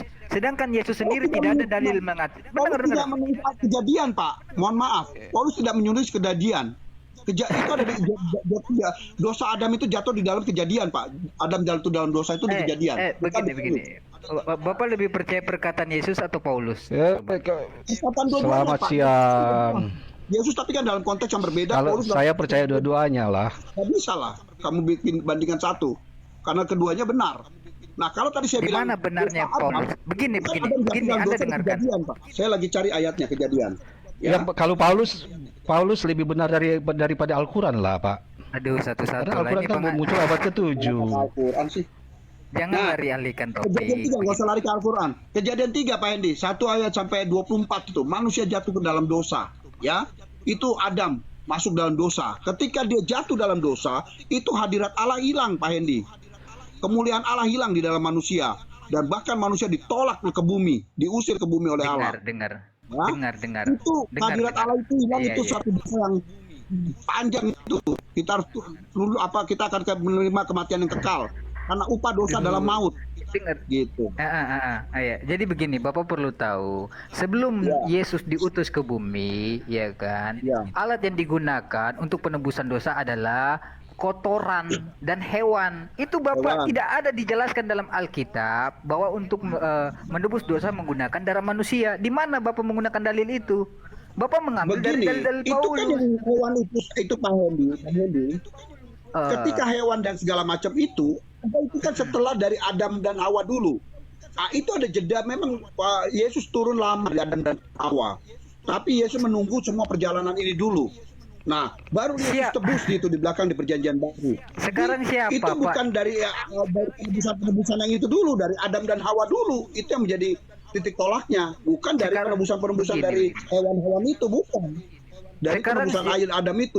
Iya, Gitu loh. siapa Di yang tengah itu mengajarkan? ada cerita tentang hewan-hewan Siapa tadi yang sebagai penebusan. mengajarkan? Dengar. Siapa yang mengajarkan untuk mengorbankan darah manusia? Itu siapa, Pak? Coba jelaskan ke saya.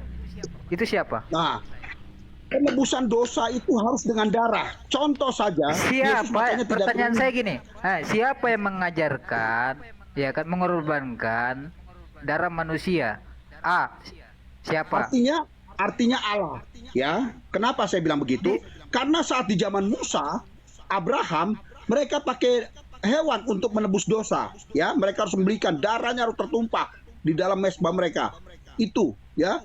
Nah, itu artinya Allah yang memutuskan karena itu Anda hukum ini Allah. begini, Anda ini tanpa sadar menghujat Tuhan Anda sendiri. Bahkan Yesus sendiri tidak menghendaki tentang penebusan dosa itu. Kan saya sudah jelaskan dalam Matius 26 ayat 21. Ya kan? Dan ketika mereka sedang makan, Yesus berkata, "Aku berkata kepadamu, sesungguhnya seorang di antara kamu akan menyerahkan aku." Itu bukan atas kehendaknya, tapi ada orang yang menyerahkan dia.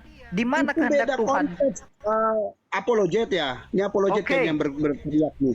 Itu beda Oke. konteks apologet. Oke. Kamu tidak bisa Oke. sambungkan ke lain-lain. Oke, kita Otak cari. kamu nggak nyambung itu. Anda bilang beda konteks. Oke, saya akan cari korelasinya. Oke. Oke, Anda buka. Oke. Anda buka Yohanes 13 ayat 2. Di situ poinnya. Yohanes 13 Ayat 2. Ayat 13 2. Nah, Oke, Pak Julius tolong, Pak Julius Telepari. ya udah, saya bacakan nih. Mereka yang sedang makan bersama dengan iblis telah membisikkan rencana dalam hati Yudas Iskariot anak Simon untuk mengkhianati dia. Ini huruf D di sini D besar. Berarti siapa itu? Mengkhianati siapa? Iya, Yesus. Pernyataan Yesus. Di situ dalam arti Yesus. Berarti bukan kehendak Yesus. Itu poinnya. Lanjut Pak Andi. Bukan, itu kan Poinnya sejalan loh. dosa. Yang ini dia sebagai komponen hukum yang terlibat dalam penyalipan itu yang harus kamu hadapi, yang harus kamu tanggapi apa paham apologet. Coba saya ambil jalan Kamu tengahnya akan lagi nih. keras kalau kamu cara berpikir itu berpikirnya. Coba saya ambil jalan Salah tengahnya kamu. dulu deh. Ribet. Coba Jadi, teman-teman betul. Kristen Kamu sini, menyebutkan Pak John, ayat, izin. tidak masuk dalam konteksnya. Izin Pak John, coba cari Dia datanya. siapa? Coba cari datanya di Bible di mana Tuhan memerintahkan menyuruh ya menebus dosa dengan darah manusia. Coba Anda cari di mana datanya Tuhan memerintahkan mengganti darah binatang menjadi darah manusia, menebus dosa manusia. Ada datanya nggak tuh ya? Itu aja Matius dulu. 26 ayat 28. Ini harus dipahami dengan baik ya. Apa, Saya Markus berjamaah. Nggak ada di situ. Biarin, kita baca dulu Markus 26 28 ya. Matius. Itu kamu Matius. apologet jangan ngomong dulu ya. Matius 26 ayat 28. Ya. Pahami. Ya, ini perjamuan. Tetapi di situ ini Yesus mau menuju Biarin. Yesus sudah ini dia. Mau menuju kematian ini. Sebab inilah darahku yang ditumpahkan dan untuk pengampunan dosa. Itu artinya darah itu untuk pengampunan dosa. Ya, Ini kata jadi bukan siapa, Pak? Ini firman Tuhan ya? Hah? Ini firman Tuhan. Firman Tuhan. Oke, baik. Itu perjamuan kudus. Oke. Yesus Bagaimana kalau- menyampaikan dalam perjamuan kudus. Oke, kalau ini firman Tuhan mengganti darah hewan menjadi darah manusia kan begitu. Menurut Anda ini firman Tuhan ya? Oke. Iya, karena Apakah ini Tuhan kan kaitannya bentar dulu, penebusan Pak. dosa. Sabar dulu, Pak. Kaitannya. Bukankah dalam kitab para nabi itu tidak ada ajaran dari Sang Pencipta untuk membunuh orang yang tidak bersalah, Pak? Ada atau tidak? Iya, itu lain Contohnya konteks. si Ishak. Itu lain Contohnya konteks. Ishak, Pak. Makanya di sini Yesus sampaikan. Ishak itu Anda diam dulu. Saya bantu diam dikit dulu. ya. Pak, iya, Mas. John dulu. Ini ditanya ya Bang John. Nanti saya coba kasih kan ditanya cuma kasih contoh aja Ishak kan itu akan diserahkan. Jadi kan dia itu contoh gitu maksudnya akan diserahkan dan diganti Jadi- oleh darah oleh domba Allah. Jadi perintah Tuhan di perjanjian baru itu tidak boleh, tidak ada yang namanya membunuh orang yang tidak bersalah. Gitu ya, tidak ada Ya. itu. Jadi kalau Jadi Pak waktu John Tapi di perjanjian baru Yesus mengenapi itu dengan Matius 26 ayat 28. Itu Oke, dijelaskan sama Yesus. baik. Inilah darahku yang ditumpahkan untuk pengampunan dosa. Itu loh Yesus sampai itu darah itu Baik. loh, itu darah dia. Oke, di zaman Yesus, Pak, di zaman Yesus ada nggak identik dengan ini? Di zaman Yesus darah manusia mengampuni dosa. Di zaman Yesus ada nggak, Pak? sih, Pak? Belum ada memang waktu Nggak Yesus ada. disalibkan itu nggak Oke. ada memang, Pak. Di zaman Yesus Ada. itu darah apa ya, Pak ya? Ya darah hewan, Pak. Itu Oke, biar mereka sekarang mari kita simak, ada nggak perintah dari Tuhan, Sang Pencipta yang mengutus Yesus Mesias ke muka bumi, bahwa setelah Yesus Mesias tidak ada di bumi gitu, nanti Anda akan membunuh dia, ya, dan darahnya menghapus dosa Anda begitu. Ada nggak, Pak? Kira-kira kayak gitu bunyinya, Pak?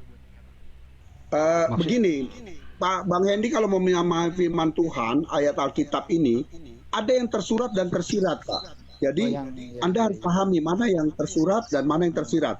Kayak penghapusan dosa Adam itu jelas harus dihapus dosanya. Dosa turunan itu harus dihapus. Nah, penghapusan dosa itu dengan pengampunan begitu saja. Tidak. Di dalam Matius 26 ayat 28 aja udah jelas. Yesus menyatakan inilah darahku. Artinya dosa Adam ini harus ditebus dengan darah. Darah siapa yang paling suci untuk menebus dosa Adam? Ya Yesus. Oke. Anak Allah itu Baik. sendiri. Oke, Gitu loh. baik kita kembali ke dosa Logis ya. Ya. pengampunan dosa pakai darah manusia ya Pak ya. Logis Anda ya. tahu nggak Begini sejarahnya? Bang, Hadi. Bentar dulu Bang, Jadi bentar dulu Bang ya. Bentar dulu bang, lanjut Kalau bang. darah manusia Anda anggap sebagai menebus dosa di tiang salib begitu, itu iman Anda. Kami sih di sini enjoy saja. Tapi mari kita pakai akal berpikir kita. Ini anak orang loh Pak. Oke. Ini anak Bunda Maria setengah mati, Bunda Maria merawat dia loh Pak. Saya Ya, betul, pengen betul. tanya, Ini kan dulu Pak, masalah. saya belum selesai. Betul, Ini anak betul. Saya membetulkan. ini anak orang setengah mati, dia disusui, dibesarkan, disekolahkan, dirawat begitu ya Pak ya. Gitu ya. Betul, Bang Hendy. Di mana hati nurani Anda begitu? Di mana hati nurani Anda? Anak orang yang lu korbankan, terus dosa Anda yang dihapus, hati nurani Anda di mana kira-kira taruhnya? Ya, begini Bang Hendy. Ya. Satu, kalau Anda bicara tadi menyusui dan segala macam, itu adalah kesepenuhan Yesus sebagai manusia. Itu yang harus Anda mengerti ya. Jadi kenapa dia disusui dan segala macam? Karena dia manusia, kesepenuhan manusia. Ya, sepenuhnya manusia dan sepenuhnya Allah. Nah, jadi dia pasti akan disusui dan segala macam, berprogres seperti manusia biasa, seperti Bang Hendy dan saya. Oke. Terus kalau tadi dia bilang dia harus menebus dosa, itu salah satunya Petrus kena hardik sama dia. Karena dalam ayatnya itu Petrus ingin dia menghalau itu kejadian itu tidak terjadi. Tapi apa dikatakan Yesus? Nyahlah kau iblis. Tuh. Bukan itu Pak, izin Pak John, saya Ngawur. di mana Ini hati ngawur, nurani salah Anda? lari. Di mana hati nurani Anda? Anak yang disayangi Bunda Maria, sekaligus yang disayangi Tuhan, utusan menyampaikan firman.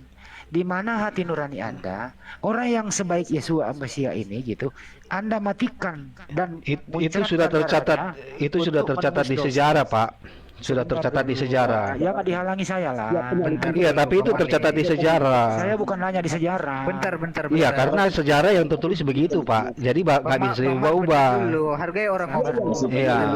Diskusi itu. Diam dulu Pak John. Enggak, masalahnya kan sejarahnya kan tercatat begitu, Pak Iya, Edi. sejarahnya nggak apa-apa. Bentar ini pahalnya Nah. lagi Saya tidak Ini pernah nggak lari ke menyalahkan- sana dulu, bentar diam dulu. Iya, Ya. iya kan Saya- Bapak kan Dengar berandai-andai. dulu, Bapak kan Bang. berandai-andai. Dengar Jadi dulu, Bang. sedangkan Saya sejarah tidak- yang tertulis begitu. Ya, Anda diam dulu. Gini. Saya tidak Jangan pernah suzon. menyalahkan Diam sejarah dulu. Anda. Itu iman Anda, silakan saja. Iya, betul. Makanya dengerin dulu orang ngomong apa. Supaya Ya. Anda nggak ngomong. Kalau Anda pendengar yang baik, saya rasa Enggak, justru gini loh, Pak. Ya, justru Sejarah yang apa? tertulis di abad Diam ke-7 dulu. itu yang salah karena Allah menipu. Kan Allah Subhanahu wa taala menipu manusia dengan cara mengubah satu manusia lain menjadi seperti Nabi Isa. Hujat nih. Oke. Itu loh, memang menipu. Ini menghujat, Emang ini menghujat. penipu. Allah kan penipu. Iya, nggak Kan apa-apa. tertulis penipu. Buktinya Dia Anda menghujat. tertipu kan? Karena Dia, Anda nggak dia bisa menipu melakukan dengan keadilan. cara Jadi, mengubah ini satu bukan manusia masalah lain topik, dengan Pak. cara mengubah satu manusia lain menjadi Iya, seperti iya. Isa sehingga semua orang Ini melihat bukan sosok topiknya, Isa yang di bro. sini. Ini bukan topiknya ya. Iya, kan Jadilah pendengar yang baik. iya. Oh, Penipu. bisa buang ke Bantar Gebang nggak? Nah, Kayak gini. seekor penipu pasti bukan Anda diam dulu. Allah Subhanahu seekor penipu. Seekor penipu pasti bukan Tuhan. Diskusi gitu ya. Iya, seekor penipu. Turunin, As. Seekor penipu pasti bukan Tuhan. Dijamin Allah Subhanahu wa taala pasti bukan Tuhan. Iya nggak apa-apa. Bro. Iya, karena dia cuma seekor penipu. Kayak gini. Iya nggak apa-apa. Iya, seekor penipu pasti bukan Tuhan. Iya, makasih sudah mengakuinya. Iya, nggak Anda apa-apa. diam dulu. Iya, terima. Mulu diam dulu. Nggak ada ilmu. Akui Allah Subhanahu wa taala itu penipu bukan Tuhan. Kalau Anda nggak ada ilmu. Iya, jadi seekor penipu dijamin pasti bukan Tuhan. Oke? Ini hostnya- Saya cuma bilang makasih. Biko. Saya cuma bilang makasih. Anda sudah mengakui Allah Subhanahu wa taala itu seekor penipu yang dijamin pasti bukan Iya, Tuhan. Diam dulu. diam. Iya. Ini Harus Anda turunin silakan, aja, silakan. Os. Ini Turunin begini aja, ke orang Os. Kristen. Nah. Begini ke orang Kristen di Saya Indonesia. disalah tadi, saya nggak Bentar ya. dengar. Iya, saya disalah. Saya nggak dengar. Bagus. Ya, begini ke orang Kristen Kalau di begitu, Indonesia. bagus, Ini itu ajaran bagus. dari mana Apa orang ini? kayak begini tidak menghargai orang berbicara Bagus. begitu. Kalau begitu. Bentar dulu Bang Julius, itu Bang Andi lagi ngomong, Bang Julius. Bentar dulu diam Oh ya dulu. bos, silakan bos. Pak Ya ya, Julius. oke bos. Begini Lanjut, kah Bandi. ajarannya Anda di gereja seperti ini? Saya rasa ini bukan ajaran dari gereja Anda. Ini tidak ada di ajaran kekristenan. Ini kan Kristenan itu kasihlah musuhmu. Artinya hormatilah orang yang berbicara. Tampar pipi kiri, kasih pipi kanan. Ini ajaran dari mana begitu ya? Orang bukan topik itu. Itu bisa kita selesaikan dengan topik yang lain nanti gitu. Ini mau mengalihkan topik. Kita kembalikan ke topik saja. Kalau teman-teman Kristen mengimani sejarah Yesus mati di tiang salib, is okay. Di sini nggak ada pemaksaan. Is okay saja gitu loh. Anda mengganti dari darah hewan menjadi darah manusia, ya silakan saja. Tidak ada pemaksaan di sini. Tapi ini hari edukasi. Mari kita diskusi dengan baik-baik saja, gitu ya. Tidak menghujat satu sama lain, berbicara berdasarkan data. Oke, kita kembali ke data yang sebenarnya adalah di zaman dulu, Pak. Menghapus dosa besar, binatang besar, yang kecil ya domba dan seterusnya begitu. Itu alat uji bagi Abraham ke Ishak. Tapi Anda mengatakan pakai Matius 26-28, sebab inilah darahku, darah perjanjian yang ditumpahkan bagi banyak orang untuk pengampunan dosa. Artinya di sini adalah darah benar Yesus. Anda bunuh di tiang salib. Tapi atas prakarsa iblis. Ini sederhana loh pertanyaannya. Di mana hati nurani Anda?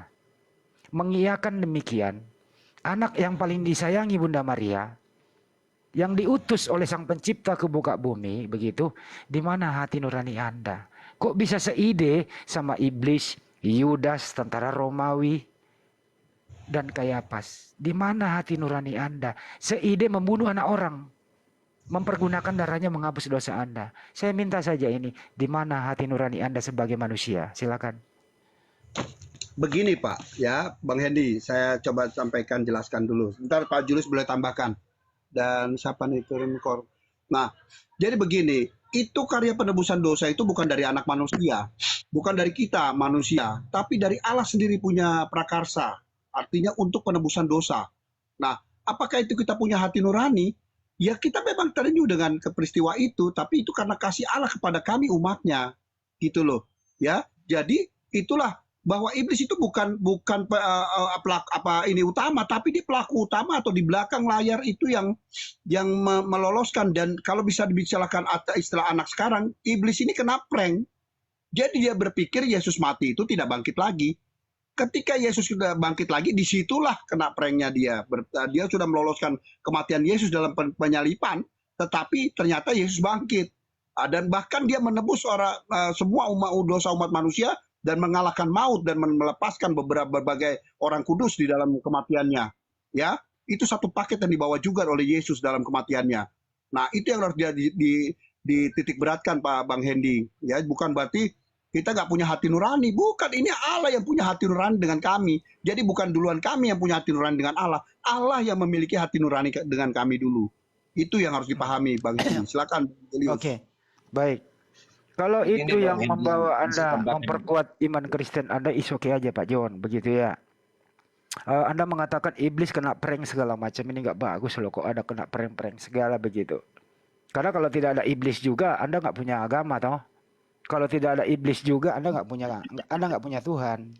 Saya yakin teman-teman Kristen ini tidak akan mempunyai Tuhan kalau tidak ada iblis, karena peran iblis ini sangat signifikan di sana begitu.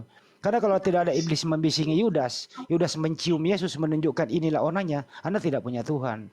Sebagaimana yang diterangkan oleh Roma 14:9 bahwa dengan matinya ia ya menjadi Tuhan. Jadi Yesus mati dulu baru menjadi Tuhan, Pak. Itu juga diterangkan Kisah 2:36. Dia harus mati dulu baru menjadi Tuhan. Siapa prakarsa ini? Ya Lukas dan Paulus gitu ya. Artinya apa? Anda harus berterima kasih banget kepada iblis, tentara Romawi, Kayafas. Anda harus minta thank you banget di sana bahwa brother-brotherku semua termasuk iblis yang saya sangat hormati.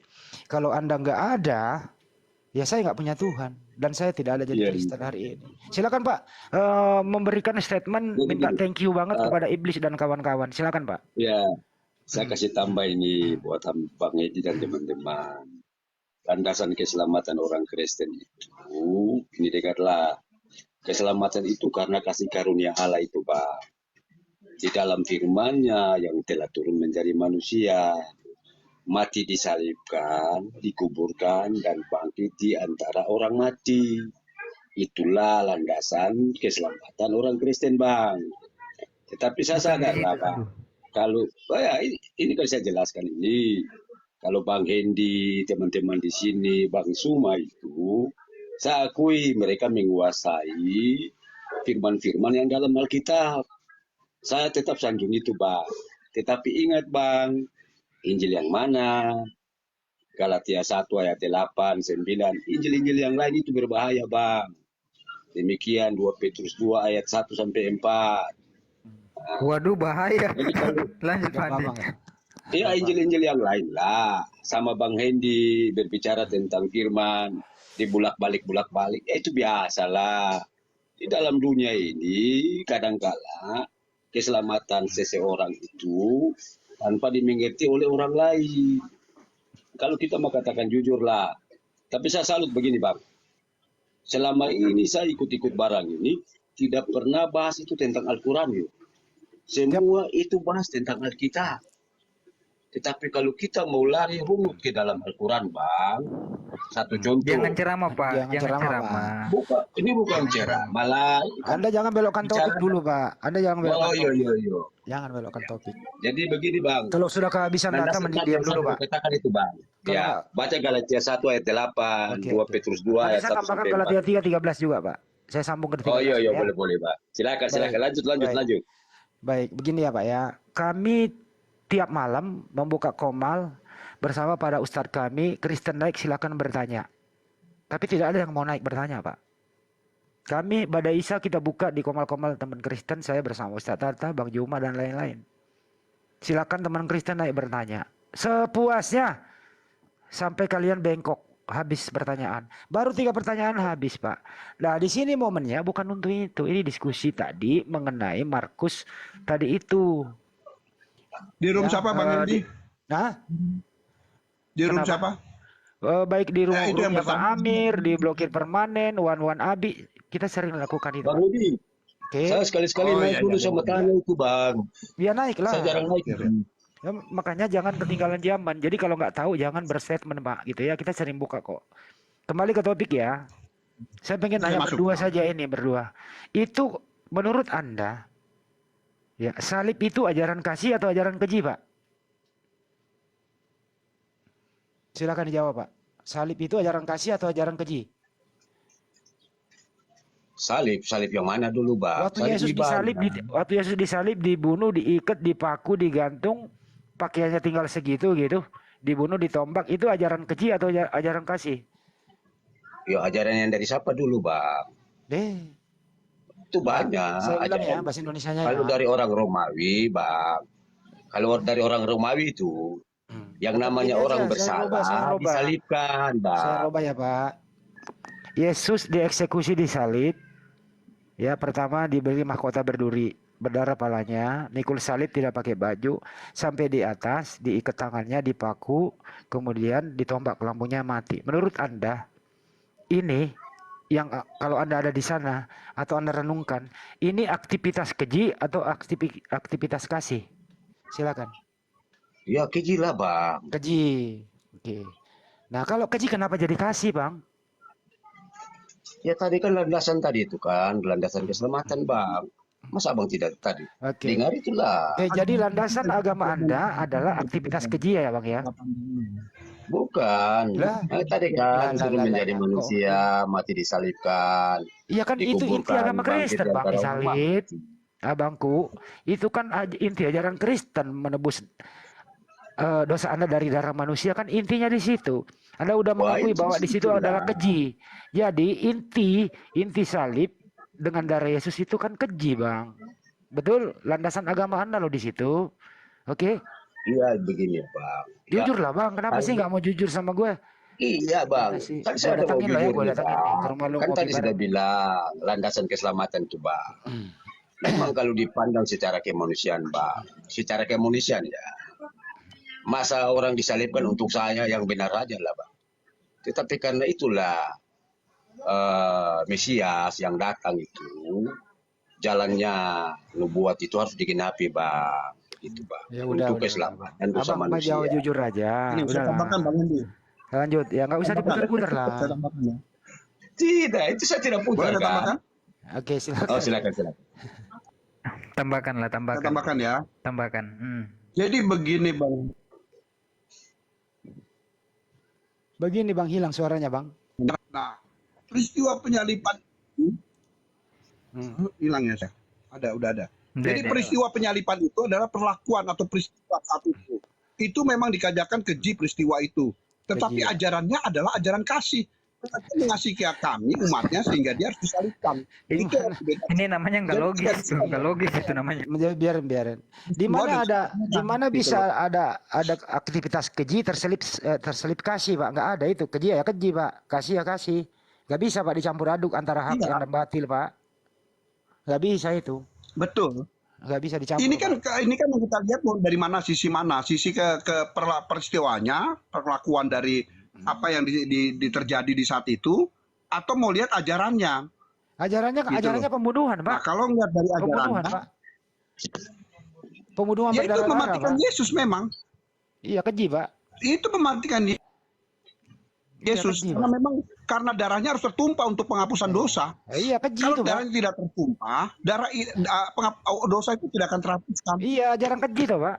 Ya Keji memang tuh. harus penghapusan dosa lewat darah Iya, lain. keji ya, Pak, ya. Keji sekali itu. Keji peristiwanya, Ya. perlakuannya, tetapi Ah. ajarannya tidak keji karena Bagaimana ajarannya mungkin kasih. izin Pak John? Karena kenapa? Karena Izin Pak John. kasihnya dia menyerahkan nyawanya Terakhir untuk dari saya manusia. ya. Tidak Ya. masuk akal Pak John.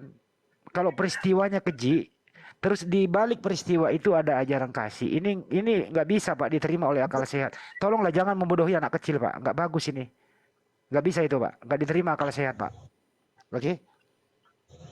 Untung ada Ya, kami loh Bapak kan bisa. bukan anak kecil, kan? Untung ada kami di sini supaya anak-anak kita, ponakan-ponakan kita yang Kristen jangan beri mereka edukasi yang kayak beginian. Kenapa? Peristiwa keji tidak mungkin dia adalah kasih. Ya keji, kasih ya kasih Pak.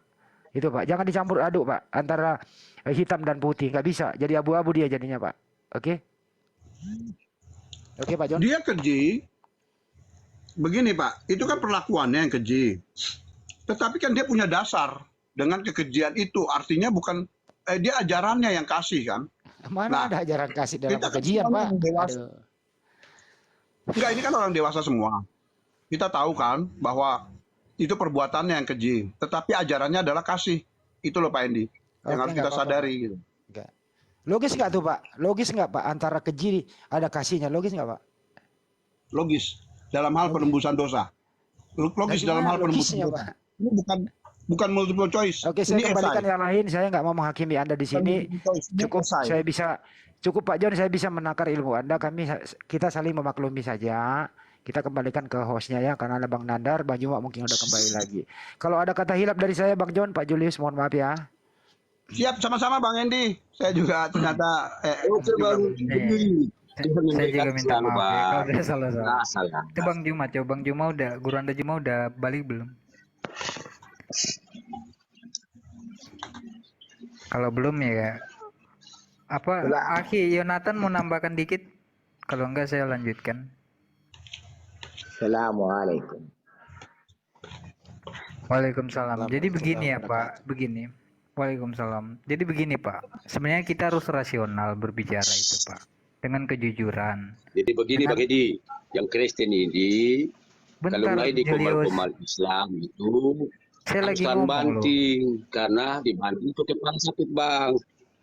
Bentar, saya lagi silakan, ngomong Bang. loh Bang Julius. Jadi begini Bang Julius. Bang Julius ini saya sudah setuju tadi sama Bang Julius. Tapi menelan ludahnya kembali. Bapak mengatakan, ya kan, tanpa perjanjian baru, perjanjian lama, tidak lengkap perjanjian baru. Saya sudah setuju kepada Bapak.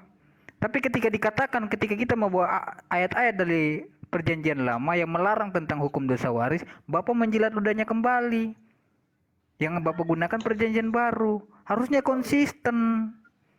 Seperti itu Pak. Jangan Bapak berbicara, tapi Bapak menjilat ludahnya kembali. Padahal saya sudah setuju loh. Nah, kita balik lagi ke konteks penyembahan darah manusia tadi. Harusnya Pak Jones konsisten juga Pak.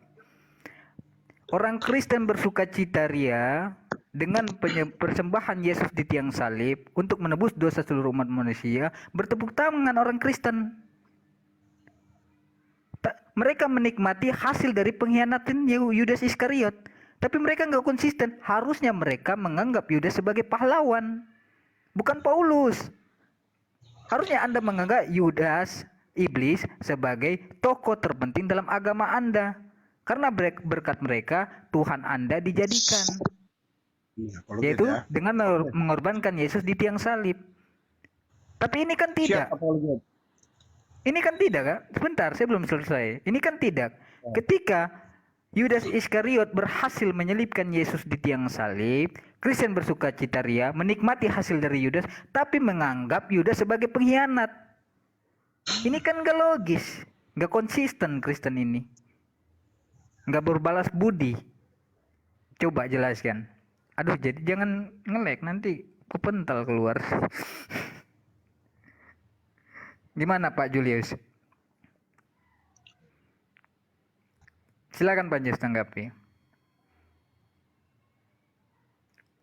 Benar kata Pak Handi tadi, harusnya Anda bersyukur, berterima kasih kepada iblis. Pak John? Ya, monitor. Nah, silakan. Dengar gak suara saya? Enggak dengar tadi, ini baru dengar Pak. Oh, kedengaran. Silakan lanjut Pak. Iya, berarti masih di ruangan. Iya Pak, tadi saya mau bantah tadi kan, artinya saya mau luruskan lah bahwa apa ajaran yang tadi dikatakan tadi yang soal itu ya Pak sadis dan segala macam tadi sebenarnya saya sudah sampaikan bahwa itu adalah karya penebusan dosa. Artinya memang di situ harus tertumpah darah untuk menebus dosa itu. Dan di ajaran-ajaran di perjanjian lama juga dijelas bahwa itu harus pakai darah. Waktu itu mereka pakai hewan. Di mana di situ disebutkan Ya kan? perjanjian lama, ya kan, menebus darah manusia. Di mana Pak? Di mana itu? Di perjanjian lama tuh di mana? Perjanjian. Siapa tahu saya. Oke, Ah, Anda silakan cari. siap. Ini 60 salah satu ya, tahun. salah satu banyak perjanjian soalnya. Perjanjian itu banyak di perjanjian lama ya, tapi yang pasti terpakai adalah Keluaran 24 ayat 6 sampai 8. Ya. Tidak ada di situ menjelaskan darah manusia, Pak. Saya hafal tuh ayat itu. Tidak ada di situ. Ini Di mana Musa mengambil darah ya untuk menyucikan dan darah perjanjian dengan Elohim. Di mana darah Keluaran 24 manusia? ayat 6 sampai 8. Anda baca dulu. Jangan Anda Anda baca dulu. Loh, Baru Anda suruh saya baca, Anda Anda- nggak pegang Bible. Dari tadi kita sudah mengeluarkan ayat begitu banyak, terus Anda menyuruh kami, memerintahkan kami bacakan. Harusnya Anda dari Kristen membacakan kepada kami. Oke. Ada Kristen yang bisa. Kalau saya bacakan, Anda nggak dengar saya pasti karena saya dikeluar Saya dulu. dengar, saya Saya dengar. bacakan, saya bantu apa-apa. Jangan Fandi, nanti kebiasaan mereka tuh. Enggak, Malah kasihan saya dia. bacakan. Kalau dia baca, dia nggak bisa kedengaran suaranya. Dia pakai satu Iya. kata. Ini Kita nggak maklumin saja ngerti. dia. Kamu gimana ya? Saya Kita bilangin maklumin kamu dia. tuh nggak ngerti. Dia pakai satu Nggak bakal kata. kebacan. Anda nggak akan dengar suara saya karena saya keluar aplikasi. Ya, ya, dia keluar Ya, dia. lanjut Apa itu? Fandi Apa itu? dibacakan. Apa? Lagian juga. Keluaran 24 ayat 6 sampai 8. Oh, Bang, ini satu ayat saja yang saya harus jelaskan saja. jangan ditambah Nggak dulu, ada Pak. di situ. Kita bacain dulu. Dia bentar. Begini Bang. Oh, silakan. Bentar Pak Keluaran Julius. 24. Itu kan mengenai Musa ya. Kemudian Musa Ya, mengambil darah itu dan menyiramkannya pada bangsa itu serta berkata, inilah adalah perjanjian yang diadakan dengan Tuhan kamu. Ini darah hewan, Pak, bukan darah manusia, Ya. Pak. Betul. Tapi itu darah hewan gitu loh ya. Darah harus pakai darah. Dengar Nah, baik-baik. itulah Darah. enggak baik-baik. punya. Begini Pak, Nah, saya baru udah bilang kamu baca Ibrani berkali-kali. 8 ayat 7. Aduh, Ibrani lari Darah lagi hewan, ke udah darah Ibrani. hewan. Udah. Ibrani 8 Makanya ayat saya 7. malas bacakan kepada Bapak. Udah, itu Saya tadi kan malas. jelas. Ibrani 8 Pertanyaan ayat 7. saya gini Pak, pertanyaan saya simpel, coba jujur rasional. Di mana di perjanjian lama diajarkan penyembahan penebusan dosa menggunakan darah manusia? Itu aja dulu Pak, nggak usah lari-lari. Itu Kalau aja dulu manusia biar kan, simpel. kan kalau manusia belum ada Pak di situ. Kan Yesus baru datang di Bukan perjanjian belum baru. ada, tapi memang tidak ada. Karena Tuhan tidak menghendaki Ya, tidak ada lah, Pak. penebusan dosa menggunakan darah manusia. Perjanjian lama. Kamu nggak Bang, paham ya. perjanjian Bentar, lama. saya kembali Cuci topik ya. piring. Pak John, Kamu Pak paksa John, itu Lanjut, ya. Pak John, Salah kamu apologet. Kamu nggak naik kelas kalau kamu Pak terlalu John, Pak berpikir John, seperti itu. Pak John, kalau Anda memakai Ibrani 87, ini juga akan Iya. menabok Anda sendiri. Kenapa? Enggak nabok. Coba Di kamu sana baca, Pak. di sana itu, kalau perjanjian lama tidak ada cacat, ngapain harus pakai perjanjian kedua? Gitu kan Berarti ya. sebab pengajian yang pertama cacat ya. Oke. Mana cacatnya, Pak? Nggak ada. Baru kamu catat di Galatia 4 ayat 5. Ya Galatia Galatia apa? lagi. Galatia 4 ayat 5. Galatia Galatia dipakai lagi. untuk menghajar perjanjian lama gimana, Pak? Begini aja, Pak, ya. Bahasa hukumnya ini dikit, Pak. Bahasa hukumnya begini, sederhana sekali, Pak, untuk supaya kita mencerahkan akal kita. Jangan menegakkan hukum dengan melanggar hukum. Jangan menebus dosa dengan berbuat dosa. Oke Pak ya, paham ya? Ini kan sudah saya jelaskan, itu di bait 8 itu dan itu 7 adalah perjanjian yang pertama adalah cacat, maka diperbarui dengan Galatia 4 ayat 5. Mana ada? Buset, enak Matius banget loh Pak. 26 ayat 28, Paulus Galatia 3 ayat 13, Paulus menghajar. Galatia 3 ayat Yang apa? 13, Gila kali. Matius 5 ayat 17, itu semua penggenapannya untuk komunitas. Berarti Yeremia ini ngawur ya. Yeremia ini ngawur ya, harusnya. Anda yang ngawur memahaminya, bukan Yeremia ya. Oh, Anda yang iya, ngawur iya. memahaminya. Iya, iya. Karena Yeremia nggak pernah salah di situ. Terus cara Ya. memahaminya yang benar gimana Pak? Coba dijelaskan. Iya, kamu baca Yeremia mana yang Anda pikir salah? Yuk, di situ jelas kok di Ya, 2 jelas. Tawarik. Kamu bilang, Gini. jangan cuma jelas apa Dengar. jelas kamu. Oke, dengar. Di 2 Ya. Tawarik 25 itu dijelaskan tidak boleh bunuh orang yang berdosa. Di Yeremia 31:29 sampai 30 juga dijelaskan tidak boleh bunuh orang yang berdosa. Di Yeskiel bahkan dijelaskan juga di ayat 18 ayat 20. Di Yeskiel 18 ayat 20. Oke. Nah, sekarang terus apa? Apalagi? Apakah ayat-ayat kamu tadi sampaikan Musa lakukan tidak? Nuh lakukan tidak? Abraham lakukan tidak? Jangan larikan ke Musa yang mengorbankan darah Itu hewan. perjanjian lama yang kamu Beda. Itu yang kamu baca perjanjian lama. Apakah itu Musa lakukan? Berarti Saya Anda tanya dengan berbeda. kamu. Aduh, ini udah Oke, ngawur. sini saya terangin masalah Nuh. Ntar dulu biar saya jawabkan. Untuk Nuh dengan air bah, Pak, itu sudah Nuh berdakwah berpuluh-puluh tahun begitu. Mereka masih bebal, makanya ada banjir bah. Jadi resikonya adalah yang bersalah tidak bersalah ikut dalam hal ini. Begitu juga dalam Sodom dan Gomora, di sana itu sudah terjadi SODOMI bertubi-tubi. Di sanalah istilah soso itu yang kita pakai sekarang itu istilah dari kitab Anda kan begitu. Nah itu dimusnahkan baik yang melakukan maupun tidak begitu. Tapi ini kasusnya di sini adalah kasus personal. Siapa itu? Kasus personal adalah Yesua Amasia. Anda matikan di tiang salib. Tidak ada ajaran para nabi sebelumnya. Jadi jangan Anda mengambil skala umum dan Anda tidak apple to apple dengan kasus personal Yesua Amasia di tiang salib, Pak. Kira-kira gitu bahasa akademiknya begitu ya, Pak ya? Bahasa akademiknya begitu, Pak. Ya, siap. Saya dengar. Mbak, mohon maaf, itu Anda salah mengatakan Yesus adalah kasus Bang Yonas. Salah lagi. komunal. Bang Yonas. Komunal manusia bahkan. Bang Yonas. Ya, jadi Anda salah. Ya. Bang. Ya. Bang Yonas. Silakan. Satu pesan buat mereka saja. Galatia 1 ayat 8, Bang. Tetapi sekalipun kami atau seorang malaikat dari surga yang memberitakan kepada kamu suatu Injil yang berbeda dengan Injil yang telah kami beritakan kepadamu, terkutuklah dia. Berarti Anda menjilat ludah sendiri Bang. dong. Berarti terkutuk Yesus. Jadi Galatia 3:13, Pak. Terkutuklah orang yang digantung di tiang Ya, salib. Terkutuk terserah dong itu Yesus, Pak. Abang. Gimana, Ya, Pak? terserah Abang aja lah. Lo kok terserah? Karena memang itu termasuk Injil-Injil Nah, yang kalau begitu lain. saya Yang akan Abang jelaskan berbalas tadi itu pantun. lah. Saya akan berbalas pantun 1 Korintus 4 nomor 10 gitu ya. 1 Korintus 4 nomor 10 kami bodoh karena Kristus, Pak. Ya. Setuju, Pak? Saya tambahkan lagi Ya. ayat Ya, setuju 13 dia. 1 Korintus 4 Bodoh ayat karena 13. Kristus. Maaf ya, Pak. Tidak apa-apa, Bang. Itu biasalah. Hidup tuh harus menerima pendapat orang lain. Bukan pendapat Begitu, saya, Pak. Tertulis di Bible, Pak. Iya. Biasa tuh lah, Pak. Doa kepala Yesus udah keluar doa kepala Yesus. Oh, ada doa kepala Yesus.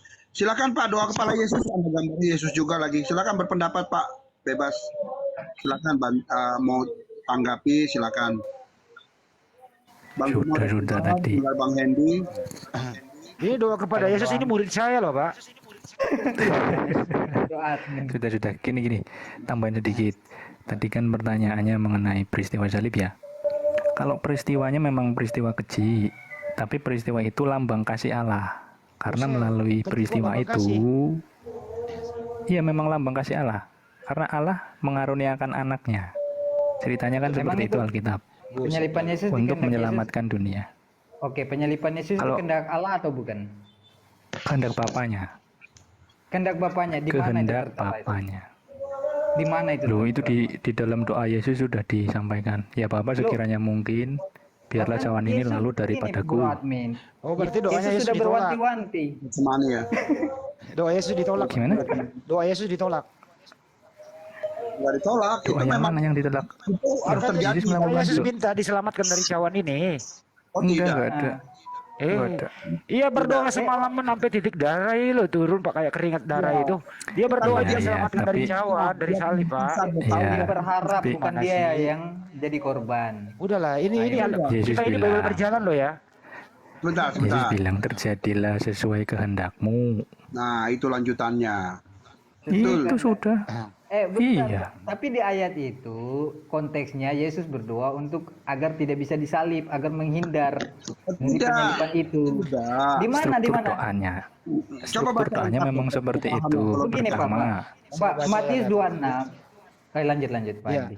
Andaikan cawan ini berlalu dariku, itu Pak tiga semalam suntuk dia berdoa, sampai murid-muridnya itu pada Sekiranya mungkin. ketiduran. Ya Yesus Ya. maju lagi sujud dan berdoa, sampai dia itu benar-benar ketakutan, sampai dia keringat seperti keringat darah kan gitu ya. Apa isi doanya? Andaikan Salah. cawan ini, jangan disalahin dulu Pak. Andaikan cawan ini, saya nggak baca Bible nih Pak, saya hafal nih. Kalau sekira-kira ada keliru-keliru dikit ya, Anda luruskan saja. Andaikan cawan ini berlalu dariku, bukan kehendakku tapi kehendak Bapa. Kan gitu ya. Nah, Ya. ini doa. Kalau Anda mengatakan ini kehendak Bapa, berarti doa Yesus ditolak. Itu aja, nggak ada pilihan saya lain. Jawab ya. Saya jawab Oke? ya. Ya, silakan. Nah, Silakan saya nggak dijawab. Satu, sebentar nanti Pak Doa tambahkan. Saya cuma sedikit aja. Satu yang saya harus jelaskan ke Pak Hendy ya, Bang Hendy, itu dia bukan takut sama sekali. Jadi justru dia berkeringat itu karena dia begitu mengasihi umatnya, karena dia tahu dia akan berpisah. Ini mah framing lagi Itu nih. titik awal dia berpisah dengan karena umatnya. takut Pak. Bukan takut. Takut Dia- rasanya mau mati. Dia mau menyerahkan nyawanya, dia udah tahu. Lah ini Bro Admin bilang dia Mengakui, dia takut sedih. loh, Bang Jones. Dia sedih ya. Bro Dia Admin sedih bilangnya akan dia takut berpisah. loh. Sebentar, saya mau jelaskan, kamu jelasin lagi. Ini kamu kan, kamu muslim kan? Saya jelaskan, ini kenapa arti ayat itu. Jangan kamu nanti naik kelas kamu. Ya, jadi saya jelaskan. Oh. Itu dia bukan takut, Bang Hendy. Tolong kamu diam ya. Bang Hendy, jadi dia bukan takut. Jadi dia tuh dia sedih karena dia akan berpisah dengan umat yang dikasihinya. Oke. Ya, makanya dia berdoa Saya seperti baca itu. datanya ya, Pak. Yang kedua, kenapa dia cawan ini berlalu? Seandainya kata ini, kenapa makanya dia menanyakan pertama itu cawan ini berlalu, peristiwa ini berlalu. Tetapi di situ belum titik, koma dia sampaikan. Oke, saya baca dulu datanya, Pak. Izin dulu saya bacain Gitu loh. datanya biar nggak kepanjang. Lukas 22:44. Baca baik-baik ya, kita dengerin baik-baik. Yang lain diam dulu ya. Lukas 22:44. Ia sangat ketakutan dan makin bersungguh-sungguh berdoa. Pelunya menjadi seperti titik-titik darah yang bertetesan ke tanah. Ketakutan, Pak. Bukan, bersedih Pak. Oh, ini saya baca kok. Itu artinya dia bersedih, bukan berketakutan. Gimana Dia sih, Yesus, Pak? apa dia takut Pak? Ya susah lah Dia kalau bukan data takut, dilawan. tapi dia bersedih, dia akan Ya berpisah udah, dengan umatnya. silakan Pak Ya, Jones lawan itu data yang dimaksudkan di situ. Silakan Pak Jones lawan data Lukas. Kami jadi juri saja. Silakan dilawan Lukas. Ya, itu saya tanggapi arti dan pemahaman dari Lukas itu. Ya, dia bukan takut, tapi dia bersedih. Dia sangat bersedih karena dia akan berpisah dengan umatnya. Gitu loh. Saking ketakutannya loh Pak ya. Belem-belem. Pak, saking ketakutannya dia itu, pelunya menjadi seperti titik-titik darah yang bertetes ke tanah. Itu nggak takut tuh Pak? Dia sedih Pak. Di situ dia sedih Pak, Tidak ada bukan kata takut sedih Pak. kok Pak. Takut. Iya, bukan kata takut, dia sedih. Gitu Ya, loh, dia terserah, sedih Pak. akan berpisah. Pak Jonas Makanya ada dua data Pak Jonas. Data di Silakan. Matius memang sedih, tetapi data di Lukas memang terjemahannya takut. Jadi kita pakai dua-duanya enggak apa-apa. Baik sedih maupun takut enggak Ya, apa-apa sama-sama. begini Pak. Satu, bentar Pak Doa. Kamu harus tahu paham bagaimana penulisan Lukas. Dalam Iya, cara iya. penulisan Lukas kamu harus tahu. Ya, makanya yang di Matius itu justru lebih tepat, lebih presisi. Oh, Lukas salah. Salah. Waduh, enggak bisa gitu tau Lukas Pak. salah, Bro Alkitab Admin. semua Bro Admin, Lukas benar, salah. enggak bisa. Pak Hendy, jangan Tidak di-framing. bisa. Tidak bisa Lukas salah, Matius benar, tidak semuanya kita anggap benar. Cuman dalam hal terjemahan karena yang dipakai kata itu ya nggak apa-apa, kita pakai aja gitu. Dengar Pak Jon, Nggak dengar apa-apa lah, kan itu cuman terjemahan juga. Yang jelas adalah begini ya. Ini saya jadi pendekar dulu deh. Yang namanya orang ketakutan pasti dibarengi dengan kesedihan. Terus dia mengeluarkan kata-kata, ya Tuhan, kok bisa ada jadi begini sih? Saya ini kan utusan Tuhan. Saya udah menyampaikan yang terbaik untuk umatku Bani Israel. Kok ada orang yang mengkhianati aku? Kok ada iblis yang membisiki Lukas? Kok ada Kayapas tidak menyukai aku?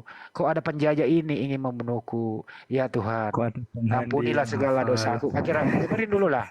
Selamatkanlah aku daripada kehendak mereka yang ingin menyalibkan aku. Bukan kehendakku ya Allah, tapi kehendak-Mu lah. Apapun yang terjadi kehendak-Mu lah ya Allah. Nah, kalau doa Yesus ini ditolak oleh yang mengutus dia, artinya terjadi penyaliban. Tapi kalau doa Yesus ini diterima, tidak ada penyaliban. Silakan milih, maju kena, mundur kena. Doa Yesus ditolak, artinya ada penyaliban. Doa Yesus diterima, tidak ada penyaliban. Itu intinya. Silakan diterjemahkan dengan bahasa dewasa. Assalamualaikum Hilang ladar. warahmatullahi wabarakatuh semuanya.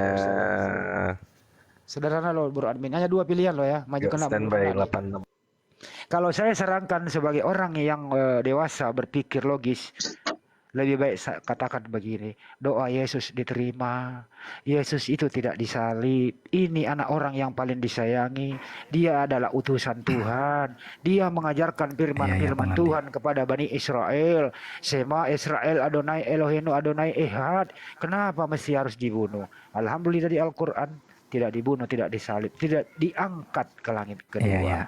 Jawaban Enak saya, dong jadi Bang Andi, seorang jawaban muslim saya. daripada Anda menjadi Kristen maju kena mundur kena gimana?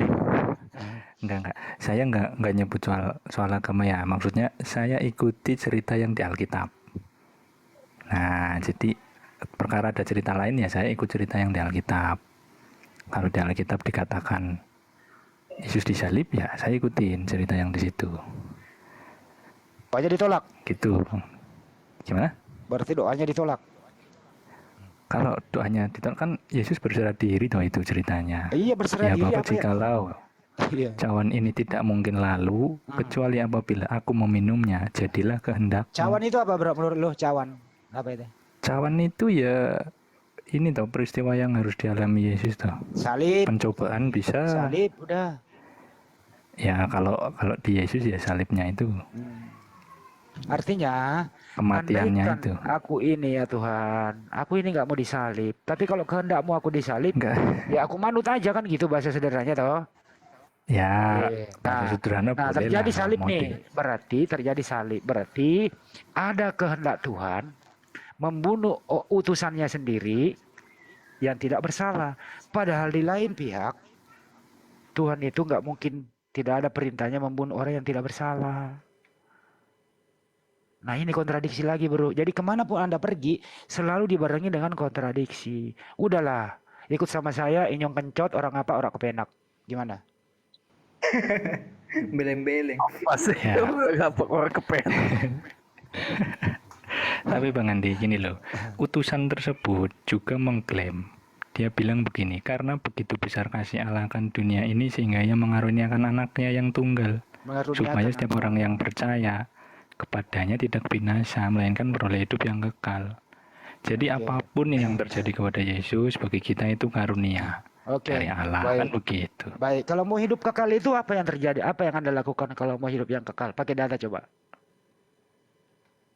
Hidup yang kekal, percaya pada satu-satunya Allah yang benar. Yohanes 17:3 dong. Itu udah melanggar. Itu aja udah melanggar. Inilah hidup yang kekal itu, Ternyata bahwa hafal ya. mereka mengenal Engkau satu-satunya Allah yang benar dan mengenal Yesus yang telah Engkau utus. Itu yang lu harus percaya supaya hidup kekal. Lah itu tadi udah aku bacain loh ya, Ya bagian makanya jangan dituhankan pertamanya. anak orang supaya bisa hidup kekal gitu loh. Jangan dituhankan dan jangan disalib, baru hidup kekal.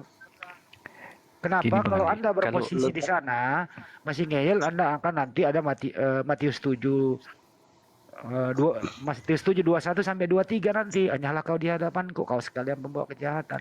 Hati-hati Sekarang lo ya. begini Bang Andi, seandainya Yesus memang diselamatkan, ya saya rasa ini juga ya maksudnya apa sih namanya, dia nggak gentleman juga gitu loh. Gue juga Seandainya heran ya sama teman-teman selain sebagian ya. diselamatkan aja nggak Bro Admin, apa-apa, tapi kalau digantikan kan Bro kayaknya Admin, gimana, kan kasihan ya. juga orang yang Gue heran sama digantikan. teman-teman ini, kok pembunuhan anak orang kok disetujui begitu? Assalamualaikum Padahal Waalaikumsalam warahmatullahi. kenapa mesti harus kita setujui pembunuhan salam anak orang? kenal. Padahal ada ajaran Tuhan itu nggak boleh membunuh gitu. Itu loh istilahnya ya. Wajar dong sang pencipta ini menyelamatkan utusannya. Kenapa sih Anda pada protes gitu? Kehendak Tuhan kok diprotes, kenapa? Kenapa kehendak Tuhan dilawan dari ala istilah-istilah barat? Istilah Roma gitu. Kenapa? Silakan, nggak usah dijawab. Susah itu. Kenapa? Karena Itulah tadi yang dibahas hari ini sendiri, adalah Randi. ya, inilah yang Alkitab juga. sebentar, inilah yang dibahas hari ini, topik dari Bang Juma itu Matius 23:15. Siapa orang ini yang menyeberang lautan untuk mentobatkan satu orang? Gitu loh. Siapa orang Farisi ini? Ini jawabannya di sini. Itu loh. Jadi berputar-putar ini topik hari ini gitu loh. Paulus. Ya, udah dijawab oleh Bro Admin. Lu. Paulus terjawab sudah. Oke, lanjut. Oke, Yang lanjut. nggak Saya tahu lanjut. Bang, jangan gitu toh. Silakan lanjutkan Bang James, saya lagi makan, saya makan bentar. Oh, lagi makan. Halo, Oke. assalamualaikum warahmatullahi wabarakatuh. Waalaikumsalam warahmatullahi wabarakatuh. Itu kasih karunia ya, betul ya. Ini ya. Oke, jadi saya pertanyaan saya ini Penyalipan itu jadi melanjutkan. kasih karunia ya, bukan sesuatu kecil. Oh, kalau saya bukan penyaliban, tapi pembunuhan berencana itu kasih karunia itu dari mana itu, kok pembunuhan berencana kok kasih karunia. Sekarang saya tanya deh, melanjutkan Dibacakan yang sama doa. pertanyaan dari Prof. Handi Coba bacain lagi tadi doa. adalah siapa yang mengatur skenario pembunuhan berencana seorang makhluk yang bernama Jesus alias Joshua di kayu. Dah itu aja.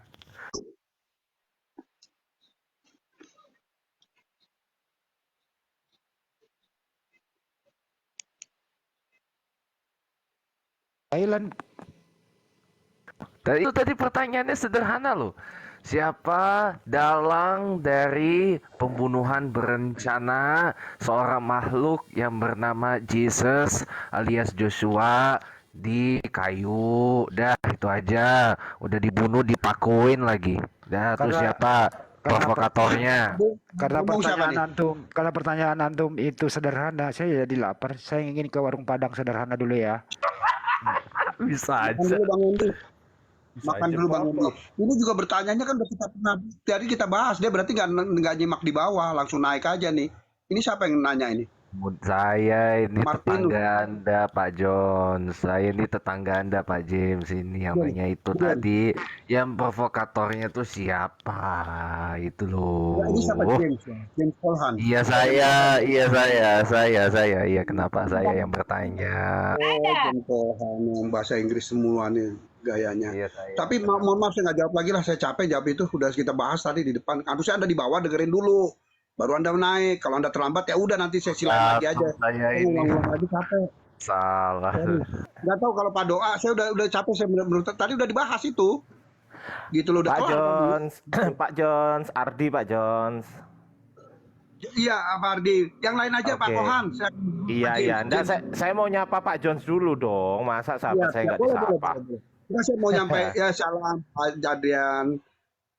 Sehat-sehat ya Pak Ardian. Oke, lanjut ya teman-teman. Silakan yang lain. Lanjut. Siapa Ardian? Sorry ya.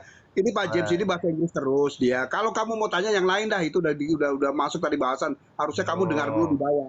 Kalau kamu mau naik saya dan baru datang, orang saya tadi ada kalau beberapa baru datang kerjaan berarti lain. berarti gini udah ya nggak tahu sialnya Anda atau apa. Ya artinya Anda terima aja bahwa itu sudah dibahas di atas tadi. Ya bahasan yang lain dah, jangan ngulang lagi, capek kita. Jangan Gitu ya. ulang lagi. Yang lain. Ya sudah. Yang lain. Ya kasihan tuh Bang Hendi juga mungkin nanti enak pula dia udah dengar tadi mau makan padang dulu dia. Nanti makan padang dulu. Ya udah, saya kasih pertanyaan yang jauh lebih sederhana lagi dah, berkaitan dengan apa tadi?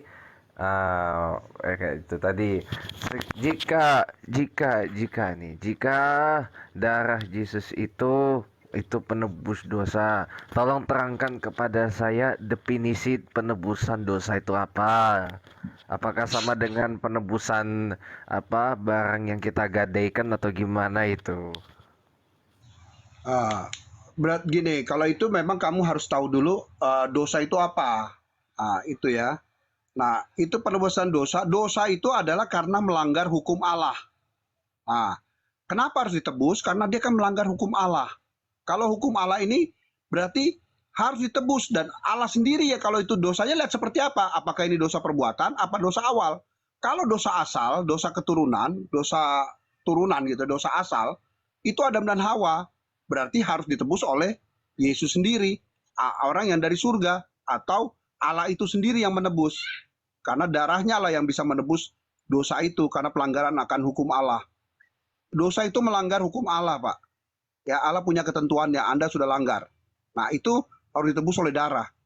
Nah, itulah yang jadi makanya Yesus disalibkan dan menebus dosa manusia. Gitu. Nah, nanti beda lagi dengan dosa perbuatan. Tadi ada di Galatia tadi apa Yesaya tadi udah disampaikan Bang Hendy. Jadi akan beda lagi itu karena itu dosa perbuatan ya. Setelah ditebus dosa asalnya, nah kita hidup sudah merdeka nih kan dalam kehadiran Allah dengan kita manusia. Nah, apakah terus kita bebas terus mau ngapa-ngapain?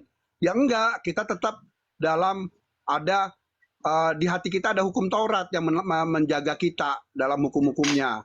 Nah, sekarang sudah digenapi dalam hukum kasih.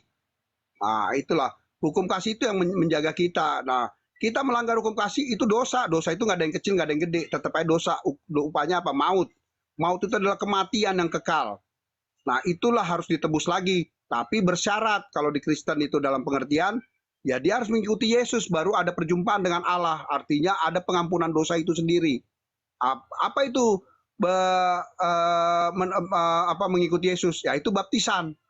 Itu baptisan itu adalah pemeteraian. Makanya Yesus memberi contoh dalam baptisannya sendiri dirinya oleh Yohanes Pembaptis. Di situ letaknya ya. Bang Hendy makan sudah turun ya. Tolong itu saya sampaikan ya Pak James Kohan ya. Jadi kita pakai bahasa Indonesia aja Pak kalau Alkitab jangan pakai bahasa-bahasa asing. Iya saya pakai. Loh. Belajar Kristen di gereja Anglikan yang notabene-nya itu apa berbahasa Inggris, Pak. Waduh, saya ini bukan belajar di enggak betul Ortodok yang berbahasa Yunani. Aduh, jamnya ada yang bahasa Inggris. Turu wae lah lo. Ngomong nganggo boso Inggris wae salah tuh. Cuma bahasa Indonesia lah yang kita pakai. Assalamualaikum warahmatullahi wabarakatuh. Host, thank you udah naikin saya. Ini saya cuma ngasih inputan saja biar debatnya ini atau diskusinya lebih bagus lagi. Tolong dong Pak Jones ngasih jawaban tuh berdasarkan data, jadi nggak muter-muter. Kami juga dengarnya di sini kayak bingung juga gitu, ya. Itu aja sih, host. Thank you udah naikin saya. Makasih.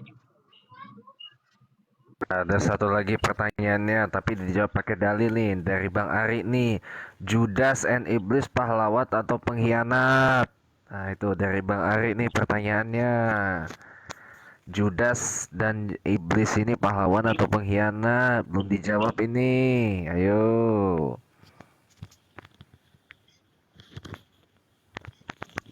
Itu mudah loh Bang Ari ngasih pertanyaannya daripada saya tadi.